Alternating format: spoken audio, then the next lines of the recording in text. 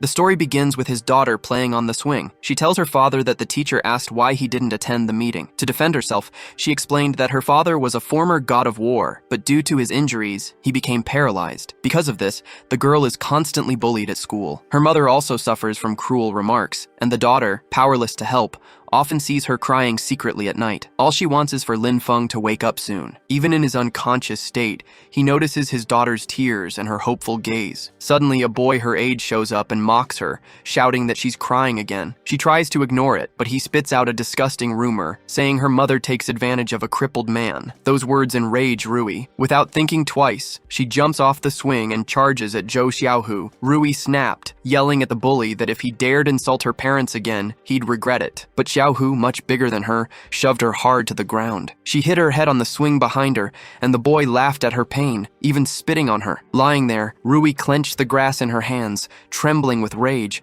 while he mocked her, calling her a little animal. Unable to take the insults any longer, she lunged at him and bit his hand. The bully's parents were nearby, and when his mother saw her son being attacked, she rushed over. The woman kicked Ruie and screamed that she was a wild, uneducated brat. Now back on the ground, Ruie glared at the woman, who was acting even worse than her son. The woman grabbed Ruie, ignoring her screams, and dragged her toward Xiaohu. She threw the girl down and started yelling at her to kneel and apologize. Meanwhile, the protagonist sat in his wheelchair, feeling his internal energy boil with rage at the injustice against his daughter. Anger and the instinct to protect her surged through him as he watched. Ruie couldn't understand why she should apologize to the boy who had insulted her father. At that moment, Xiaohu's father stepped in. He yanked the girl by her ponytail, forcing her to apologize.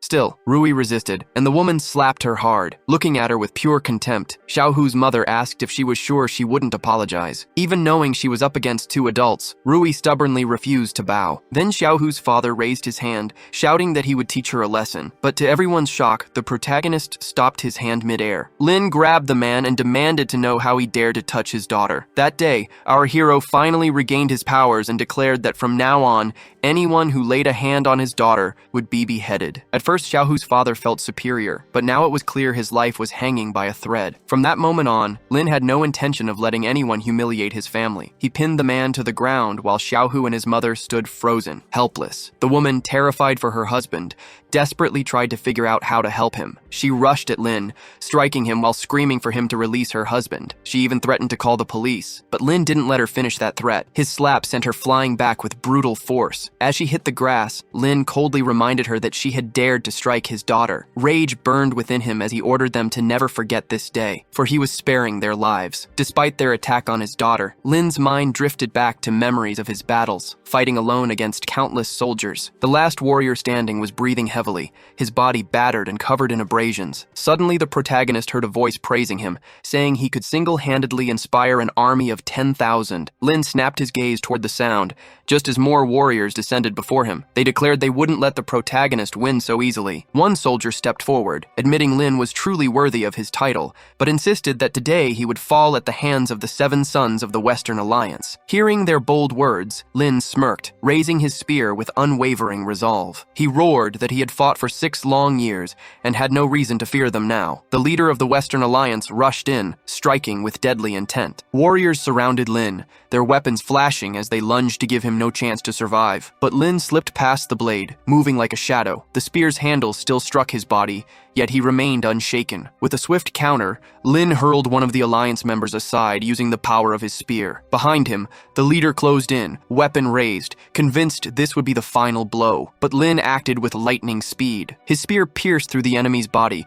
crimson spilling from the man's mouth as disbelief filled his eyes. Lin coldly told him he was too weak, and that even an army of 10,000 could never push him back a single step. At that moment, the 3 remaining members charged only a meter away. Lin unleashed a flurry of cuts, his voice sharp as he told them to blame themselves for their defeat. His spear moved so fast and so precise that the warriors couldn't even react. Only at the very end did they realize the inevitable. There was nothing they could do to stop his crushing blows. When the dust settled, Lin stood alone once more on the battlefield. He believed that if he could bring order to the country, peace would finally reach his home, but the battle had taken its toll. His body was battered, his eyes heavy with exhaustion. Still, he couldn't afford to fall. His daughter needed a bone marrow transplant. A voice pulled him back back to the present, Ray's voice trembling as she clung to his legs, calling for her father. Joy filled Lin's heart as he held his daughter close. She stared at him, hardly believing this was truly her father. The protagonist vowed to wipe out Xiaohu's entire family if they refused to bow 100 times. The terrified family quickly obeyed, bowing over and over, apologizing with every breath. Ray cried loudly, saying everyone around them hated her father. But Lin promised her that he would never again allow anyone to harm their family. She kept crying, heartbroken that no one believed her when she said her father was a hero. He listened, but his gaze shifted when he noticed her body hadn't fully recovered. Lin was deeply worried, knowing he had to stay strong for her. The girl noticed his struggle and asked to be put down. He gently obeyed, setting her on the ground and assuring her she was fine. He stroked her head and told her to come home with him. But Ray revealed the harsh truth. Their grandmother had kicked them out and banned them from returning because her mother needed to meet with Uncle Sun. Lin frowned, sensing something suspicious. Ray leaned in and whispered for him to pretend to be asleep again. He smiled at her cleverness, agreeing with her plan. Returning to the wheelchair, he prepared to play along. Right on cue, Ray screamed that her father had reverted to this state because the Gascow family assaulted him. Turning to the frightened couple, she shouted that they would soon face her uncle, and that would be their end. She pushed her father toward the house as Xiaohei's parents trembled, thinking they were about to demand compensation. Finally, father and daughter reached the main entrance. A blonde woman stood in the hallway, scowling with disgust. She immediately insulted Ray, reminding her that she had forbidden them from bringing Lin back without her permission. Ray hid behind the wheelchair, but bravely told her grandmother that she and her father were exhausted. The woman didn't care. She snapped at the girl to shut up, and, pointing at Lin, screamed that she was never to call that cripple her father. The little girl stood her ground, insisting she would always call him father. Suddenly, Ray heard a strange male voice saying it would be an honor to spend his life with Shinn. A tall man then left the house. Lin's expression darkened as his daughter whispered that this was the man her mother had mentioned when speaking to Uncle Sun. His wife, Shinn, appeared, a young, beautiful woman, visibly upset. Shinn said she wanted to think about the marriage proposal. Sun agreed to give her more time, but was confident he would win her over. When he turned, he saw a man and a little girl standing in the yard right in front of him. He immediately realized the girl was Shinn's daughter. Sun walked over, patting her cheeks and calling her cute. At that moment, Shinn's mother told her to walk Sun to the door,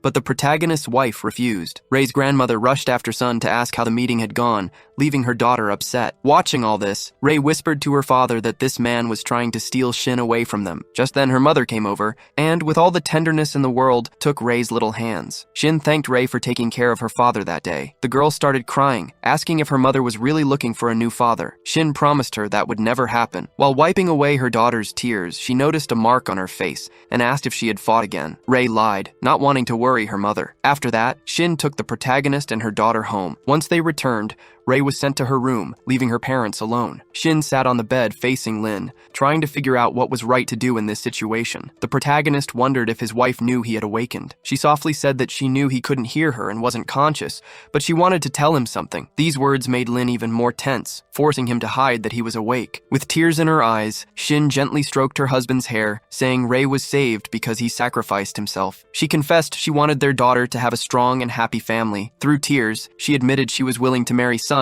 if it meant their daughter would be treated well. It was a painful decision, but telling him made her feel honest with the man she loved most. She stood, apologized sincerely to the silent protagonist, and began to leave. Meanwhile, Lin thought about how much his wife had endured during his deep sleep. Suddenly, a loud knock came from the other side of the room. He realized he wasn't alone. Jiang, Shinn's younger sister, emerged from the bathroom. She casually said Lin had no idea his wife was getting married. He didn't expect to see her there. Though he didn't react outwardly, inside he was tense. Jiang approached his wheelchair, tossed a wet towel aside, and grabbed his chin, lamenting that such a handsome man was going to waste. A melody started playing, distracting her as she lay on the bed and greeted her future brother-in-law. She answered a call, her bare feet right in front of Lin. He remembered she was still naked, but diverted his attention, focusing on the conversation. Sun asked if her sister had accepted the gifts. Zhang replied no, but added that sooner or later her sister would belong to Sun. He seemed doubtful, so he invited her to buy whatever she wanted. That was exactly what she hoped to hear. She immediately demanded a bag and a pair of shoes. Sun promised to give her everything if she did something for him. Zhang agreed, heading to her sister's closet. She said she'd do whatever he asked. After dressing in a blouse, she told her future brother-in-law to change Shinn's wardrobe after they married. Then she left the room, and Lin was alone, sitting in in the center, processing everything he had heard. It was hard to accept that Shinn felt forced to marry this man to secure Rei's future. The window was open, curtains swaying in the light breeze. Suddenly, a girl appeared in front of his wheelchair. She bowed, saying she was glad he had finally woken up. Lin recognized her as Xiao Qing and asked if she wasn't supposed to be guarding the border. The girl, without raising her eyes, admitted that her master was now more important than guarding the border. After their last battle, no one had dared to breach it anyway. Lin listened carefully to his subordinate and asked if she had any other news for him. Qin's expression turned sad as she revealed that during the past 2 years, he had been surrounded by ill-intentioned people, especially those who wanted to take his wife away. She confessed that without his order, she couldn't act against them. Now she asked for permission to eliminate all those villains. Lin could barely contain his anger as he listened. He realized that while he had been recovering, many had already gotten too close. Yet his main concern was now Sun. He ordered Qin to gather all the information she could about him. She accepted the command without hesitation,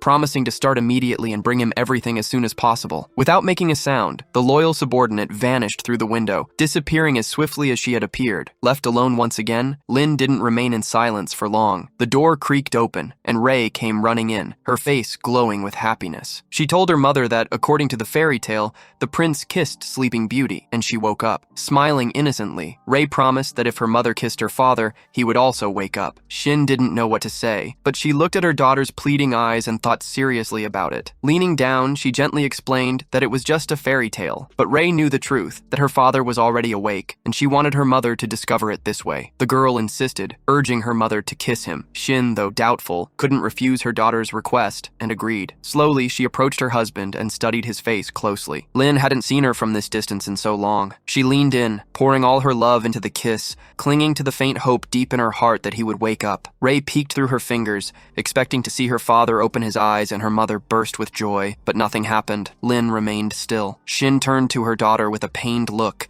saying that Daddy didn't wake up and that fairy tales weren't real. Crushed, Rei couldn't understand why her father didn't get up to show her mother the truth. Shinn took her hand and with a trembling voice promised she would find a new father to take care of them. But this only made Rei furious. She screamed that her mother was a liar, reminding her that she had promised no one would ever replace Lin. Sobbing, Rei clutched her father's hand, desperately trying to lift him, begging him to wake up. Shinn turned away, unable to watch without crying. The little girl was certain he could hear her, begging him to tell her mother that he had already recovered. Inside, Lin struggled to stay still. It broke his heart, but he mentally apologized to his daughter. He had to keep pretending, because revealing himself now would put everything at risk. But as Rei saw no reaction at all, her sobs grew louder. She yelled that he was a liar, just like her mother. Shinn was forced to take her out of the room, asking her not to shout at her father. Yet Rei couldn't believe that her father would allow her mother to replace him. Time passed, and the difficult day slowly came to an end. Darkness fell over the house, with only a single room lit by a lonely lamp. Rei eventually drifted into sleep, tears still in her eyes, mumbling that everyone around her was a liar. Shinn sat silently beside her daughter, guilt weighing heavily on her heart. At that moment, the door creaked open, and Jiang appeared in the doorway. She reminded her older sister about the banquet, and questioned why she was still at home. Shinn didn't react. Jiang grabbed her sister's hand, insisting they had to leave immediately. She added that after marrying Sun, Rei would be able to have anything she wanted. Shinn, wanting only for her daughter to stop crying herself to sleep, reluctantly agreed to go. Meanwhile, Lin remained in his room when Qin slipped back through the open window. In her hand was an envelope. She addressed him as Master, and reported that she had gathered all the information about Sun. She handed over the envelope and reminded him that today was Ginseng's birthday, with Sun hosting a banquet at the Jiangzhou Hotel where Shinn would arrive in about 40 minutes. Lin took the envelope, thanked his loyal subordinate, and carefully opened it. As he read the papers, his expression hardened. He couldn't believe how vile Sun's family was in their methods. Rising from his wheelchair, he ordered Qin to prepare. They were going to the birthday party together. At the hotel, the two sisters arrived on time and were warmly welcomed by a smiling staff member who confirmed the reservation for Sun. A separate room had been arranged for them. Entering the hall, Jiang was dazzled by the lavish decorations, pointing excitedly at the huge arch with the birthday message, but Qin remained uneasy. A man adjusted his glasses and commented on how surprised he was that his father had booked the entire hotel. Jiang quickly moved closer to her future brother-in-law, laughing that he wasn't wrong. Footsteps echoed in the corridor as a little girl approached Shinn, carrying a box with a beautiful ring meant for the birthday girl. Jiang's eyes sparkled when she saw the golden ring with its massive diamond, eager to admire it up close. Then Sun knelt, presenting the ring, and asked Shinn to marry him. The staff whispered among themselves, impressed by how much his family had spent on the engagement. Sun promised to take care of Shinn and her family, staring at her with expectation, but the weight of the decision tore her apart. Her soul felt split in two, and she stayed silent. Nearby, Lin and Qin sat near the piano, watching everything closely. Qin asked if she should intervene and remove that arrogant man, but Lin told her to wait, his worry growing as he watched his wife. Finally, Qin pulled her hand back from Sun, saying the proposal was too sudden. She confessed she worried about who would care for Lin. Jiang panicked, urging her sister to accept. Hearing her hesitation again, Sun's patience ran out. He stood, reproaching her for being ungrateful after everything he had done, renting an entire hotel and promising to take care of her daughter. Jiang joined in, pressuring her sister to marry the wealthy, powerful man. But Shin's anger flared. How dare Sun reproach her? She refused his proposal. Enraged by her rejection, Sun reached for her arm. Shin tried to run, but he threatened that if she didn't obey, her family would cease to exist. He whispered that she should be obedient if she wanted her daughter to be safe, then arrogantly announced that today would be her wedding day. Guests began to cheer for him, praising his power. The protagonist had seen enough. Lin, still observing, told Qin that she would know what to do. In a blink, the girl was behind Sun. As Sun approached Shin, Qin seized his hand, forcing him to face her. Furious, she ordered him to stop. The guards rushed to his aid, but Sun, wearing a confident smile, waved them back and ordered everyone to leave. The arrogant man thought Qin had stopped him out of jealousy, believing she was envious of his fiancée. With a smirk, he stroked her cheek and mockingly asked if she also wanted to be hugged. The guards watching laughed, calling Sun talented, but Qin had reached her limit. In an instant, she struck his face so hard that his glasses shattered. Sun froze, stunned, clutching his cheek in disbelief. Then his rage erupted. He ordered his guards to finish her off. The men charged at her, yelling that she had no idea what she had gotten herself into. Yet their confidence vanished the moment Qin calmly raised her hand and with just a slight movement sent the first attacker flying. Without breaking a sweat, she effortlessly neutralized 3 more guards, leaving them sprawled on the floor. The remaining guards stared at his fallen comrades, unable to comprehend what had just happened. Sun, now furious, roared that he was the heir, and this was his family's territory. Qin looked at him with cold disdain, stating that sons of influential families should learn to behave more modestly. At that moment, a woman nearby commented she was curious to know who this girl really was. Soon after, Qin calmly wished the woman a happy birthday, surprising her. Suddenly, a beautiful melody filled the hotel. A voice shouted for everyone to look at the stage. The sisters turned their heads, stunned, as they saw a handsome man sitting at the piano, playing a breathtaking tune. Jiang couldn't take her eyes off him, shouting how handsome he was. But Qin recognized him immediately. It was her husband. She confirmed to herself that the man on stage was her master. The other woman was confused, not understanding why Qin called him that. Sun's anger boiled over when he saw someone else had entered the hotel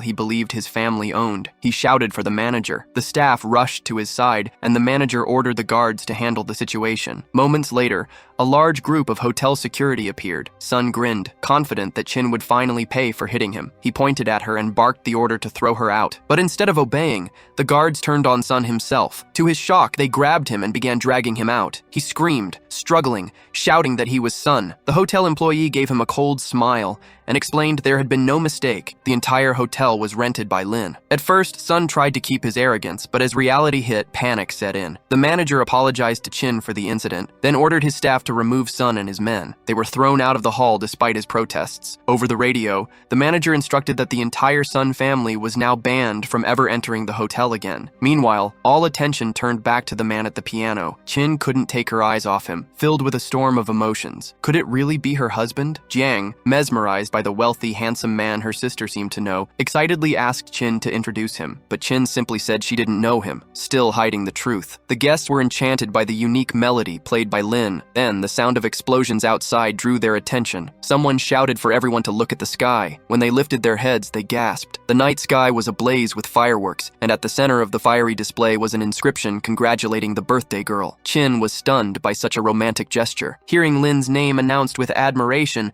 stirred even deeper emotions within her. A sudden urge welled up inside her. She needed to confirm with her own eyes if the man at the piano was truly her husband. Qin turned sharply and ran toward the piano, desperate to reach him, but her younger sister grabbed her hand, trying to stop her. Qin broke free and sprinted with full confidence that Lin was still waiting for her. Yet when she she arrived, the room was empty. The piano stood silent. Her heart sank as she tried to understand why he had left. From behind, her sister calmly said that Lin had already gone home. Hearing those words, Chin believed it. If he was home, she needed to return as well. In reality, Lin had indeed left the hotel earlier and was already back in their room before his wife arrived. He ordered Chin to gather all information about the Jian family and deliver it to him. She apologized for speaking so boldly, but said no one needed to know about his awakening. She could handle the matter personally. The protagonist smiled and asked if she was truly worried about the consequences of someone discovering he had woken up. Standing by the window, Chin avoided answering. Suddenly, she saw Shinn entering the house. She bowed, said goodbye to her master, and confirmed she would carry out his orders. Lin changed back into his old clothes, determined to keep his awakening a secret a little longer. He hated hiding it from his wife, but he had no choice. As Shinn entered, she ignored her mother's questions about the birthday celebration. Behind her, the woman shouted that nothing had changed in the room, and the cripple was still there. Jiang followed, smugly telling their mother that Shinn had been very successful tonight. She even showed a recording of the man who rented the entire Jiangzhou hotel, proudly announcing that this rich man named Lin had done it all for Shinn. Their mother scoffed, saying that now that Shinn had found a wealthier man, she no longer needed to marry son. But Shinn ignored her and opened the door to her room. With tears in her eyes, she softly called Lin, hoping he would wake up. Her heart broke when she saw him sitting motionless in his wheelchair. She was sure she had seen him at the hotel, but now all her confidence crumbled. Crying, she remembered how 5 years ago her family had forced her to marry Sun, a man she despised. She had been overjoyed when her grandfather introduced her to the protagonist instead. That night they were married, and soon after, Ray was born, a ray of hope in their harsh world. But then Ray fell ill, needing a bone marrow transplant. Lin had saved her, sacrificing his own health in the process. Tears streamed down Shinn's face as she thought of it all. Her daughter had been saved,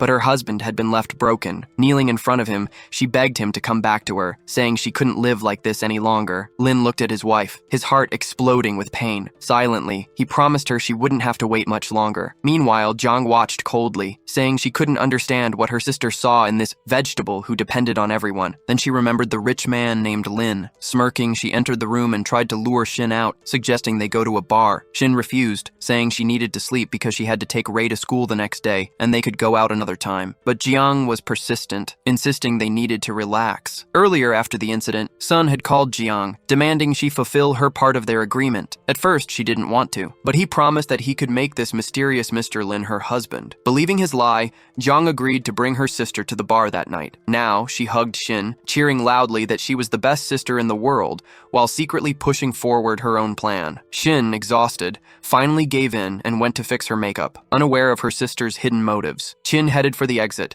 and Jiang looked at the protagonist with an evil smile. Then she leaned towards Lin and told him that after today, his sister would finally get divorced. After that, she also left. Suddenly, the protagonist was alone in the room, and Chin appeared through the bedroom window. She reported that she had discovered all the latest cases of the Jiang's family. This is the family of Lin's wife. Chin began to tell that there was a financial crisis in her company, and Chin's family promised to take them to the top if Chin married her son. At that moment, Lin frowned and said that that son is very calculating, and now they will see if Chin is faster than his blade. After that, the hero saw his wife's cart leave the house and ordered Chin to monitor Chin's movements. Meanwhile, at the love bar, Chin was sitting and the waiters noticed that the man looked cheerful. They filled his glass with drink and asked if he had any good news. The man laughed uncontrollably and said he had great news, and the people around him congratulated him on it. Soon the Zhang sisters entered the bar. Chin asked if they had already come to the right place. The men looked at the girls and noticed how beautiful they were. Sun smiled happily and started walking towards the girls. At that moment, Chin says she wasn't there to see him and demanded an explanation of why he was there. His younger sister tried desperately to calm things down. Then Chin realized that his sister had teamed up with this man to lure her to the bar. Sun tried to convince her to stay, so he bowed to the girl and admitted that he acted rashly, so he apologizes and would like to talk to her about it. The protagonist's wife mentally admitted that her family still needed Sun, so she couldn't destroy this relationship like that. Sun in turn promised that it wouldn't happen again, but the guy mentally says that he was waiting for the moment when he would drag the girl to the bed. So he goes to the counter and takes a glass, then started to pour wine and took advantage of the fact that Chin's attention was diverted to throw a pill into the glass. Then Sun soon asked the girl to accept a glass of wine as an apology, but Chin replied that he would not accept it because he was driving. However, His sister suggested that the girl drink at least a little to prove that she had forgiven the man. Jong grabbed the girl and said that nothing would happen. Then Chin accepted the glass. Then she drank it all in one gulp. Jong smiled and said that now Sun must believe in his sister's sincerity. Sun was very happy and was already anxious to know how he would take possession of the girl. A few moments later, the protagonist's wife felt bad, so she tried to tell her sister that they needed to go back, but the arrogant guy pushed her away and stood next to her. After that, he took the girl in his arms. Chin tried to resist. Although there were many people in the bar, everyone was smiling. In addition, his sister saw what was happening, and even then, he didn't try to help her. Suddenly, Chin reported that Chin had been captured, so Lin ordered her subordinate to find out immediately which hotel she was in. A second later, he was told that she was in the Grand Milky Way Hotel. The protagonist was furious and ordered Chin to inspect the situation, but he wanted to deal with the main problem himself. Sun took the girl to a hotel that was not far from the bar. Chin said she didn't understand what was happening. She was trying to understand where they were and what the man was going to do to her. Chin wanted to go home, but Sun didn't listen to her and tried to convince the girl that she had drunk too much and knew what they were doing in the hotel. Sun grabbed his victim by the chin and told her that they would sleep together today. The girl wouldn't give up so easily and pushed the man away from her. Soon, a crazy smile appeared on Sun's face as he said that he didn't expect the victim to have the strength to resist. He began to speak perverted words to the girl. Then Sun took the girl by the hand and said that she couldn't escape because there were too many of his people around. The protagonist's wife felt disgusted and tried to fight him. The girl understood that she needed to resist with all her strength. At the opportunity, she bit the man on the ear. This annoyed him, and he pulled the girl by the hair, then shouted that if she continued, she would meet a terrible end. Sun strangled the girl, saying that she was to blame for not wanting to marry him. Chin at that moment could only think about her husband. Suddenly, the protagonist appeared at the door of the room. Sun did not recognize the man and shouted that he entered the wrong place. The hero was intimidating only with his appearance and promised Sun that he would send his entire family to the cemetery if he touched in again. The girl couldn't believe her husband was in front of her. Sun quickly received a punch from Lin in the face and flew to the ground. Sun carefully examined the unexpected guest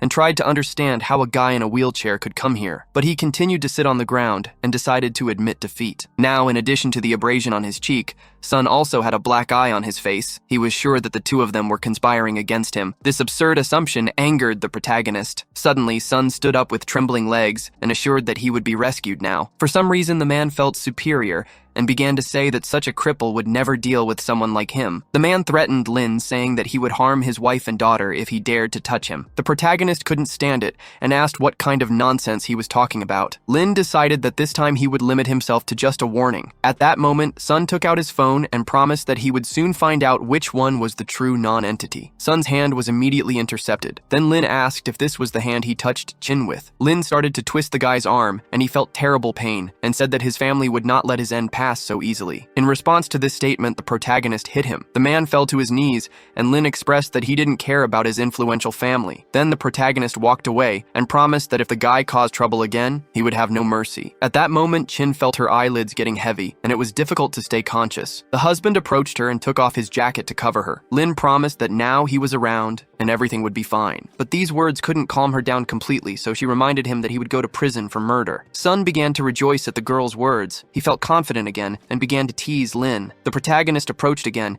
and said that in his eyes, Sun was not a person, then again pushed him to the ground. Sun began to beg for mercy, but the protagonist replied that he would not destroy him for now, as he still has some use. After that, Lin took her foot off the man. His whole body trembled as he asked what Lin wanted. The hero looked at the man who dared to bring his wife against her will to a hotel room. Then he said that he would now teach Sun a lesson. The man tried to convince Lin to retreat, but the proto's foot stepped on the man's most vulnerable point, causing him to scream in pain. After that, the protagonist felt that his duty had been fulfilled and could leave Sun writhing on the ground. Then he took his wife in his arms, and she regained consciousness. The girl looked at Lin and was happy that he saved her. Chin was very afraid that in the end, this was just a dream, but the husband promised that it was not a dream and apologized for being late. Then he soon kissed the girl, then called Chin, saying that he would take his wife home to be examined by a doctor. Chin smiled happily. In just 2 years, the world forgot about Supreme Lin after the accident, but now he has recovered and started to show his comeback by destroying Sun's family. After some time, Lin entered the room and saw that her daughter was still sleeping. He leans on the mattress and the girl felt a man's hands. Then she woke up. Suddenly, Ruie saw her father and hugged him, crying. She admitted that she was very afraid of not seeing him again. The girl was worried about her father's health, but but the man convinced her that he was just tired and that it was time for them to sleep. Her mother would come back a little later. The man was about to go to the bedroom when the girl grabbed his hand. Ruie looked upset and was tormented by the question if her father would leave during the night because he had already lied to her. Then the protagonist confessed to the little girl that his plans had changed, and now under no circumstances should she tell that he woke up. Ruie promised that she wouldn't even tell her mother, so she and her father swore to keep the secret. Meanwhile, a doctor from a hospital was carefully reviewing the exams of one of the patients. She arrived at Sun's room and said that the only way out for him was surgery, but the risks to his life were too high. The young heir believed that his days were numbered. Suddenly, the doctor said that his only option was amputation. This terrible news made the guy scream all over the hospital, promising to make Lin pay for it. Meanwhile, Shinn was sleeping peacefully in his room. His daughter was patiently waiting for her. At that moment, Shinn opened her eyes and realized that she was in the room. Then she heard Ruie's voice, and her head automatically became dizzy. Her daughter laughed happily and said that her mother was a real sleeper. At that moment, Shinn remembered the events of last night and immediately looked at her husband. Then she saw him in the wheelchair as always. Then she started to cry because she believed that everything was just a dream and who saved her was another man. Ruie took his mother's face in his little hands and asked her not to cry because her father would definitely protect them. Suddenly, Shinn's mother entered the room demanding an explanation from her daughter about who gave her the pill. Shinn hugged her daughter and said that Shinn put something in her wine, but someone managed to save her. The woman turned around and was ready to deal with the one who dared to invade her daughter's honor, but stopped abruptly and asked if Shinn was really talking about Shinn. The protagonist's wife was 100% sure of the man's guilt. Then she confirmed her words, but her sister went against her and replied that this was all a misunderstanding. It was also useless for Shinn to do this, since Shinn was going to marry him. Shinn wanted to protect Shinn because she was the one who took her sister to that bar, and no one could find out. At that moment, their mother says that Shinn must be mistaken then. Ruie got very angry, shouted to his grandmother that the mother never lies. The old woman threatened the child with her fist, and reminded her that she should be quiet when adults speak. The protagonist was very angry, but still could not expose himself. At that moment, the woman's phone rang and she felt a small wave of fear. Shinn himself called her, and she didn't know what to do. The woman picked up the phone and answered. Shinn said that Shinn should meet him at his house, or else everyone in the Jian's family would disappear. The conversation ended there. Shinn's mother begged her to admit the mistake and apologize to save the family. The girl was very upset with the family's attitude, but was forced to accept it. Ruie did not like the fact that her mother was forced to apologize to the aggressor. She thought it was unfair. After some time, Lin and Ruie were alone. The girl asked her father to tell her mother that he was fine. The protagonist asked her daughter to push him to the park because he will fight the bandits and teach a lesson so that mom is not scolded by grandma. That was the main objective. Ruie was very happy about it, and the protagonist reminded her that it would still remain a secret. Meanwhile, Shinn's father observes his son's state. His wife cried, saying that she couldn't allow anyone to do this to her only son. The man got angry and replied that crying doesn't help at all, especially since he believed that the woman had spoiled her son too much. He believed that Shinn had grown up to be trash and was ruining the family's reputation because of a woman. Shinn tried to convince his father that he had been ambushed. The man was furious at these words of his son and believed that he was an incompetent. The woman believed that her son was right, and the Jin's family was planning something against them. The father walked to the window and said that his assumptions were unfounded because the Jin's family was small compared to him, and the man did not consider them dangerous, even though there was someone behind them, but he considered it necessary to interrogate Shinn. Shinn continued to insist that he was beaten by the cripple of Shinn's husband. The father promised that if he finds him, he will tear off his legs and his arms. The conversation between the family members was interrupted. The protagonist appeared in his house, and an overwhelming and oppressive aura emanated from him. The hero asked how much trouble they had caused that he needed to hire so many guard dogs. The woman quickly hid behind her husband, and he asked who Lin was and why he went to their house. Shinn soon got up from the bed and shouted that it was the same Lin who assaulted him. The father saw that the protagonist dared to break into his house and said that he had a lot of courage. The hero looked at all the people in this room with disdain in his eyes and considered that they were not worthy of his wife's apology. Shinn's father raised his hand and ordered his men to immediately seize the insolent man. However, Lin said with a satisfied smile that his people were not able to stand up, but he could give him time to call the others. The man was furious and promised that he would not get away with all this. He tells the protagonist that he has one last chance to try to save his life. Lin was only annoyed by such regrettable threats and asked the man if he was so sure of his words. Then the protagonist crossed the room and ended up behind the man who dared to threaten him. Soon Lin hit the head of the family in the face and he fell to the floor. The protagonist quickly explained that he could get away with anything. The woman watched all this and panicked like her husband. She even wanted to shout something at him, but he was silent and covered his mouth with his hand as soon as Lin looked in his direction. The man tried to get up from the ground while saying that he didn't care who was behind Lin because he would eliminate everyone. The protagonist appeared in front of the man and said that he was as trash as his son. Son watched his father's opponent in fear and thought with horror that the guy didn't look like a human. Lin emitted a demonic aura that made his opponents tremble in fear. The hero lifted the old man by the throat and heard screams begging for mercy. The woman threw herself at Lin's feet and promised to pay any amount. Son also realized that without his father, the company would end, so he started begging him to let him go, promising not to bother Shinn. Lin says that all his persuasion to resolve the conflict peacefully sounded simply ridiculous. Then he threw the man aside. The father found himself on the floor trying to clear his throat while his wife was worried. At that moment, Lin gave the family a day to offer their sincere apologies to Yin's, otherwise his family would disappear. He also ordered them not to tell anyone that they had seen him, because in this case they would also disappear. The father heard the boy's conditions and felt a wave of anxiety from his last words. The office door closed and the family was left alone again. The head of the family felt humiliated and was not going to let Lin get away with it. These feelings made him furious, and he wanted to find people to end the Jian's family as soon as possible. He got up from the ground and started making all the necessary calls, while his wife checked the hallway of their house. But instead of giving orders, the old man was forced to hear that there was bad news for him. It turns out that all investors stopped cooperating with money, and banks stopped issuing loans. The phone fell out of the old man's hands, and he didn't understand how his company with hundreds of millions could fail in just one day. Son was wrapped in a blanket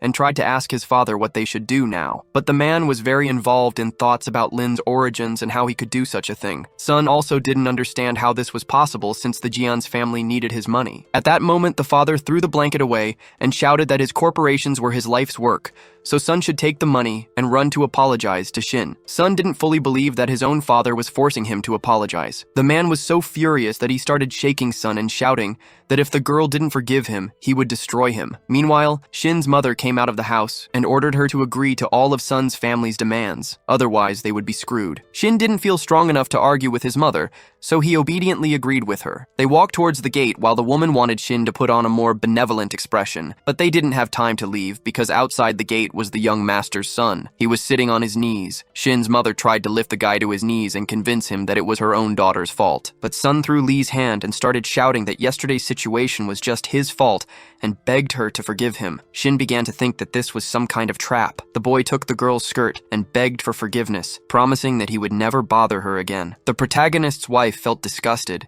and said that she would only forgive the guy if he never bothered her again. Son began to cry with happiness and swore that he would not bother her. This reaction surprised her, and she did not find out what caused her words. In addition to verbal apologies, the boy gave a check for 1 million as moral compensation. Lee wasted no time and immediately took the check. While Shinn only said he didn't want to see the man again, Son quickly left. Lee tried to find out from his daughter who helped her deal with a family as influential as Son's, but the girl had no answers to her mother's questions. The woman thought about it and came to the conclusion that they were helped by yesterday's savior, who proved to be quite influential. Son ran away from the Jian's family home and hoped that everything would be fine now and he would correct the situation. However, he came across Lin and her young daughter. The protagonist looked at Son with a menacing look. The young man reported that Shinn accepted his apology and asked if there would be any more orders. Lin just said that she hoped they would never meet again. The guy was about to leave when Lin's voice made him stop. The protagonist just wanted to remind him that if he told others about him, his whole family would be destroyed. Out of fear, Son fell to his knees and shouted that he would definitely keep Lin a secret. Meanwhile, Shinn's mother kept saying that she better divorce that loser because there are a lot of good men out there, so there's no reason for her to keep this useless husband. She tried to manipulate the girl and pressured her to think about her feelings. At this time, Ray returned home with his father and found his mother. Shinn was surprised when she saw her daughter and Lin. Ray replied that she took her father to sunbath. The protagonist's wife immediately began to hug her daughter. She praised the girl and said how smart he was, but the old woman did not support her daughter's joy and made a disdainful sound in her direction. The girl leaned over to her mother and whispered that her father had dealt with the bad uncles, but that was just their secret. Shinn looked at her daughter shocked by her words,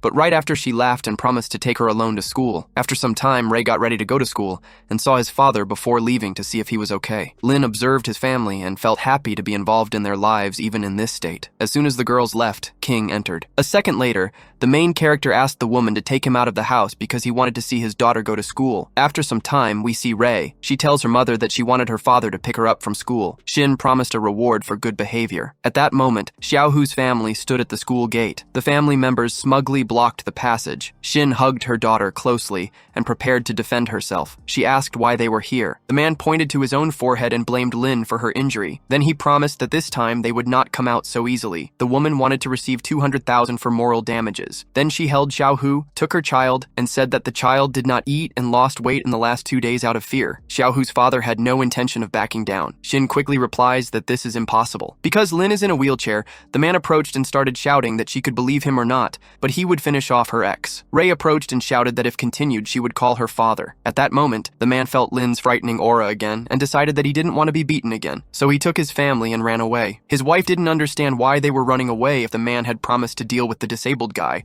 but the head of the family had a bad feeling, and the protagonist told himself that he would have another chance in the future. At that moment, Shinn leaned over to his daughter and explained that she needed to go. Soon, Principal Yang appeared next to the school gate and said that she needed to talk to Shinn. She didn't know what he had to talk about. Yang suggested going to the office and discussing everything there. The girl thought that this had to do with her daughter. They finally arrived at the office. Then Yang informed him that Ruie's academic contract was ending this year, and the plans for next year needed to be discussed. Shinn didn't understand how this could happen if they agreed that it would be 2 years, but only 6 months had passed. The director hesitated and started talking about the limited number of seats and the lack of reservations, but Shinn reminded the man that she had paid him 50,000 when they closed the deal. The man sat down and explained that 50,000 was an advance payment for admission. This annoyed Shinn a lot since she paid this money for the first year of study, but the director only laughed. He believed that she had fallen for his trick. Then Yang began to talk that he could help get a place in the school. The first would be to pay him 1 million and added that his commission will be added to this amount. The man understood that this option would not work for the girl because he knew that she did not have that kind of money. Shinn was ready to listen to the second option. Yang put her feet on the table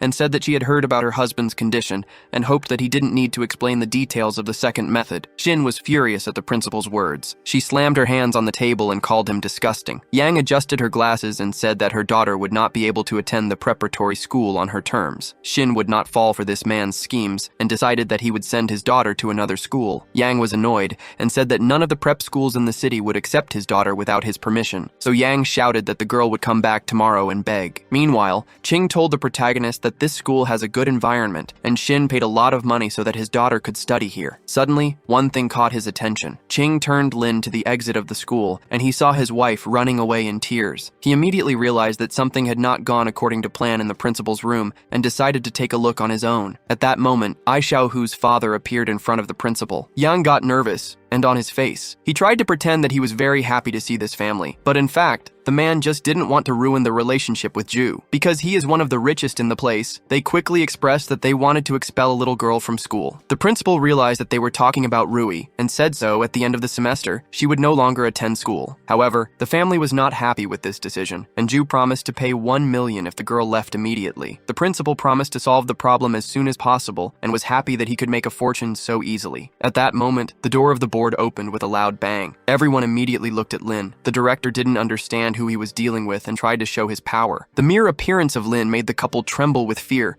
because they already knew him. But Yang didn't pay attention to the situation and tried to find out what this man was doing here. Joe received another severe slap in the face, and his wife was sure that now they would go base. The director was starting to get nervous but still tried to send Lin away. He was unsuccessful and was really scared when Lin promised to cut out his tongue if he spoke one more word. After that, the protagonist returned to the confrontation with Joe and asked why he stopped swearing. Our hero pinned the man's hands to the ground and informed him that if he dared to touch his wife, he could say goodbye to her hands. Lin also gave a significant look at the woman, and she realized that she was also in trouble, so the woman knelt down and said that they had accepted the mistake. Lin agreed to let the family go only if they left town today. The director didn't understand why Lin had so much power. The family accepted it and ran away soon after. After that, the protagonist sat on the couch and said he was giving the director the opportunity to explain why he was focusing on his daughter. Only after these words did the director realize that the man in his office was Ruie's father, but for some reason the director thought he could threaten Lin. He then tried to intimidate him and said that he would only leave his daughter in this institution if his wife slept with him. Lin felt the anger start to boil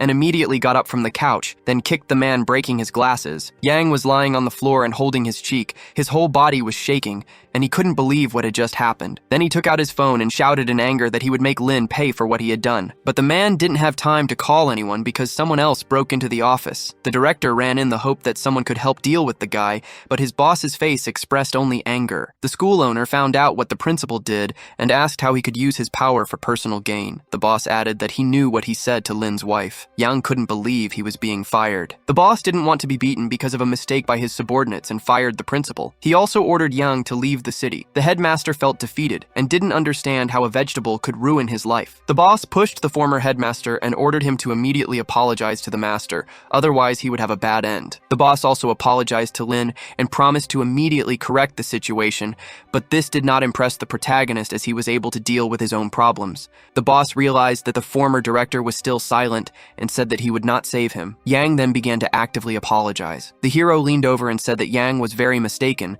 thinking that he could manipulate people with the help of wealth and power, but from now on he will have no money or home. The only thing he can do is beg. The boss agreed that this was a deserved punishment and promised Lin that his daughter would receive a better education. The man was very happy that the mayor managed to call in time and managed to save his life. Lin decided not to interfere anymore and asked everyone present to keep his appearance a secret. The men promised to remain silent, but this incident made it clear that someone upstairs already knew about his awakening. Meanwhile, Shinn walked through the park, thinking that today all the problems fell on her head. At that moment, the younger sister appeared next to her, asking if the girl was going to the company. Shinn shared her problem about having to pay $1 million for in school. The younger sister was sure that it was due to lack of status and mentioned son, but this made the protagonist's wife furious. She walked away from her sister and said that from that day on, they would break all ties with this family. At that moment, Jiang said that she heard from her mother about her mysterious boyfriend and suggested asking him for help, but Shinn asked her not to talk nonsense. Jiang believes that his sister is stupid, mainly because she wants to continue with a man who doesn't move instead of finding someone influential. After the brief conversation, Jiang left, leaving her sister to deal with her problems alone. After some time, Jiang went to a nearby cafe with Sun. The girl saw his condition and thought he was sick. Sun got angry and thought that Jiang could harm him. Jiang didn't understand why the guy was angry at her. She says that she just wanted to remind him that he shouldn't be left behind if he wanted to get his sister. Sun smiled and said that the girl really wants to take him to the grave. The younger sister remembered that the man had competition and that she considered him the best candidate. After these words, Sun thanked him,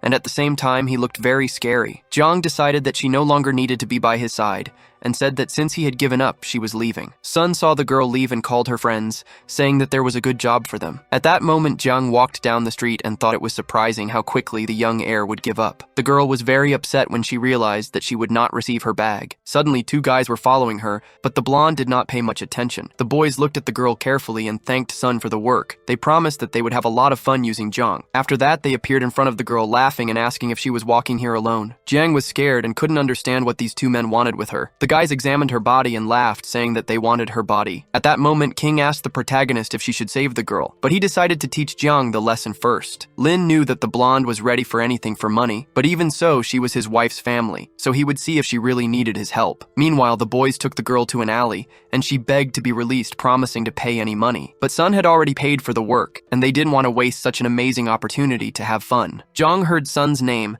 and didn't understand why the one she helped would want to harm her. Then the girl screamed, trying to escape, but her loud screams only made the guys happy. The girl had her clothes torn and the boys could see. Jiang cried and begged for help. At this moment, Qing, as an excellent warrior, was able to neutralize the white-haired guy with one blow, and then just as easily knocked out her partner. Jiang was sitting on the ground, covering her body. Chang looked at the girl she saved and said not to thank her. She ordered Jiang not to interfere in her older sister's affairs, otherwise she wouldn't come anymore, to help. After these words, the girl left the alley and left Jiang alone. The girl was still crying and thought seriously why this woman called her sister ma'am, and especially who was the master who sent her. Jiang covered her body and felt guilty for forcing her sister to stay with Sun. Meanwhile, Qing was once again by the protagonist's side. They hoped the girl had learned. Qing agreed. Then she told the protagonist that soon she will have the Benhai feast, but Lin denied that she would. At this moment, a guard went to the Sun and informed him that 2 of his men had been eliminated. Lin was very surprised when he realized that the 2 of them had failed the task. The guy wouldn't stop because of a failure and promised himself that Jiang's end was just beginning. The guy saw a great way to deal with Jiang and called his good friend Liu. A lot of time had passed and Benhai's celebration was approaching. At that moment, Sun appeared at Qing's house again. The man assured that he came only with good intentions. Qing's mother didn't notice the strange prank and happily supported the man's words. Sun asked if the girls knew about Benhai's celebration that would take place in 2 weeks. The mother immediately got excited because this celebration was a very important event, and the woman hoped that he would take them. Sun replied that his family was not invited, so it was impossible to take her, but he promised to introduce a friend who could take them. Lin's wife did not want to hear more, so she got up from her seat and said she was not interested. Li didn't let his daughter leave and grabbed her with force, asking her to take advantage of such a good opportunity. While the woman tried to convince her daughter, the guy thought that he himself would go to the celebration if Jiang agreed,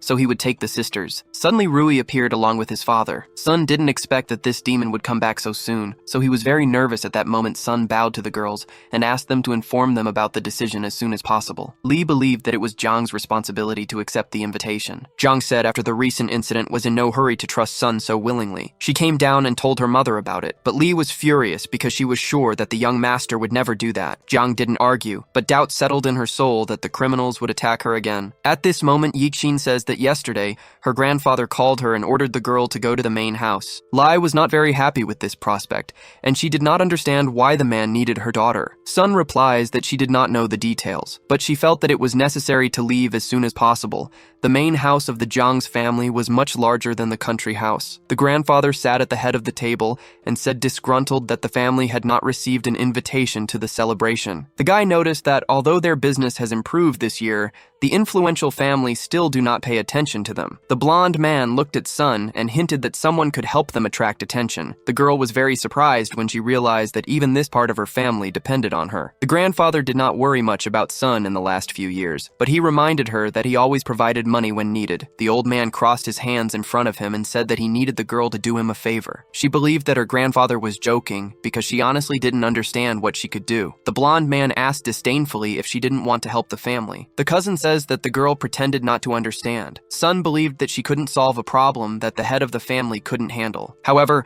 the old man explained that an influential person was interested in her and could help them get to the party. Sun felt a growing anxiety and said that no one could be interested in her since she already had a child. The cousin smiled sarcastically and added that the girl should thank her for the opportunity. The uncle also decided to play with it. The protagonist's wife jumped out of her seat and told everyone that she was a married woman, not a toy, but her words had no effect, and the uncle said that it was better to be a toy than to serve a vegetable. Shinn tried to defend her husband's honor. The grandfather knocked on the table and promised that if his granddaughter complied with the request, the family would never forget. But the protagonist's wife would not agree. She says she won't allow her to lose her dignity and won't use my body. Shinn says she will honor her husband, and if someone wants to go ahead with this plan, then they can go alone. Shinn didn't understand how someone could ask for something like that. The old man didn't take no for an answer. At that moment, the cousin began to pressure the girl about the consequences of her actions. But the protagonist's wife remained firm, believing that only she had the right to decide what to do with her body. Suddenly, the cousin began to threaten Shinn, saying that something could happen to her husband. It seemed that this girl was jealous of Shinn's beauty, and she kept asking what people saw in her. She took the opportunity to push Shinn on the table, then threw her to the ground. At this point, the cousin shouted that this was her last chance for Shinn to make the right decision,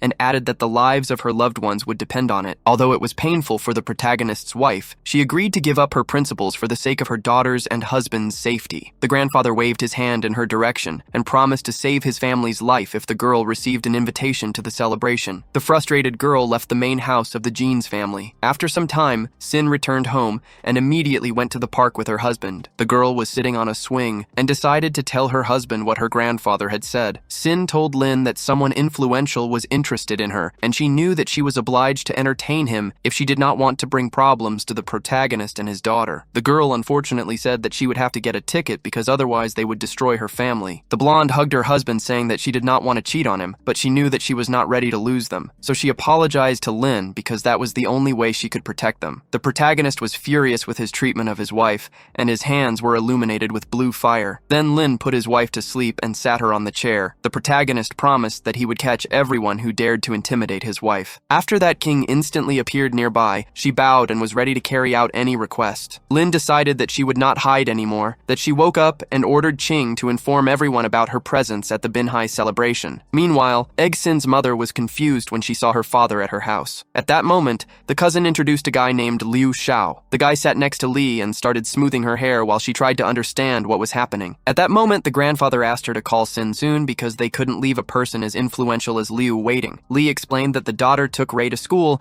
then decided to ask why they were there. The cousin reported that Liu Xiao liked egg Sin, so if the girl didn't bring trouble, the Jian's family wouldn't need anything else. Lee was very happy. The cousin contemptuously told him that it was all thanks to her grandfather's efforts. After a few minutes, the sisters returned home. Liu Xiao began to look at the girls' bodies and praised Ku Xinyan's choice. Jiang's joy diminished when she saw her grandfather, who had previously promised that he would leave them alone. The grandfather introduced Liu and said he was the one Shinn should accompany. The man cleared his throat and said he was looking forward to their new meeting. Lee approached the eldest daughter and ordered her not to waste this great opportunity. The grandfather was dissatisfied with his granddaughter's behavior because she didn't greet the guest, but Liu didn't consider it something terrible and added, "That shyness on the first date is completely normal." The guy decided to introduce himself first and started to say which company he owned, but Sin walked away in disdain. The old man restrained himself with all his strength not to put Egg Sin in his place. Lo didn't like the attitude and asked if the family wasn't welcoming him. Cousin Yan hit Shinn and shouted that she was just Annie for allowing herself to behave like this. The girl stood up over the protagonist's wife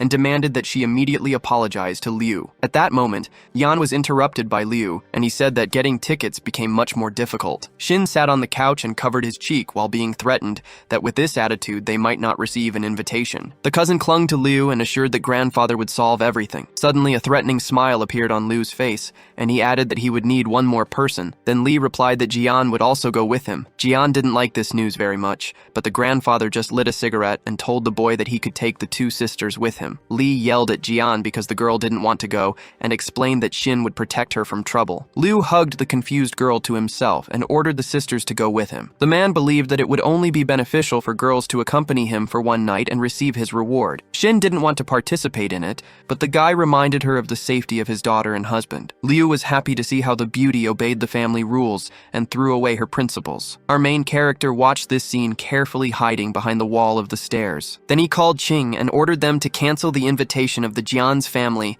and invite only Shinn. Meanwhile, outside the house, the sisters approached the gate and Liu was about to leave the house, but Qing appeared in front of him and ordered him to stop. Liu didn't understand who the girl was, but Qing said that the boy couldn't take the girl with him to the celebration. The girl was serious and told him to prepare for a tragic end. The guy assumed that the beauty in front of him was simply jealous and also wanted a ticket to go to the celebration, but his mood dropped instantly when Qing reported that his invitation was disqualified. Jian watched the girl and wondered who she was because she always shows up to save them. Liu didn't believe that a family with a multi-billion-dollar fortune couldn't be invited and thought that the girl in front of him was just an actress. Qing is tired of talking to this guy. At this moment, Shinn asked Qing not to worry. Liu had no intention of letting the sisters leave and threatening to make Shinn crawl on his knees in front of him. Qing couldn't tolerate the insult and slapped him hard in the face. The guy fell to the ground and looked screaming in anger. He shouted that after this offense she would be destroyed, but Qing naturally threatened to cut out his tongue. Suddenly, the old grandfather appeared in the courtyard. He was angry because he knew that his family would probably miss the invitations. Lin's wife was confused when the old man blamed her, and she replied that she had no influence with what happened. The man wanted to yell at her but was interrupted by Qing's screams. The girl repeated that Liu had no invitations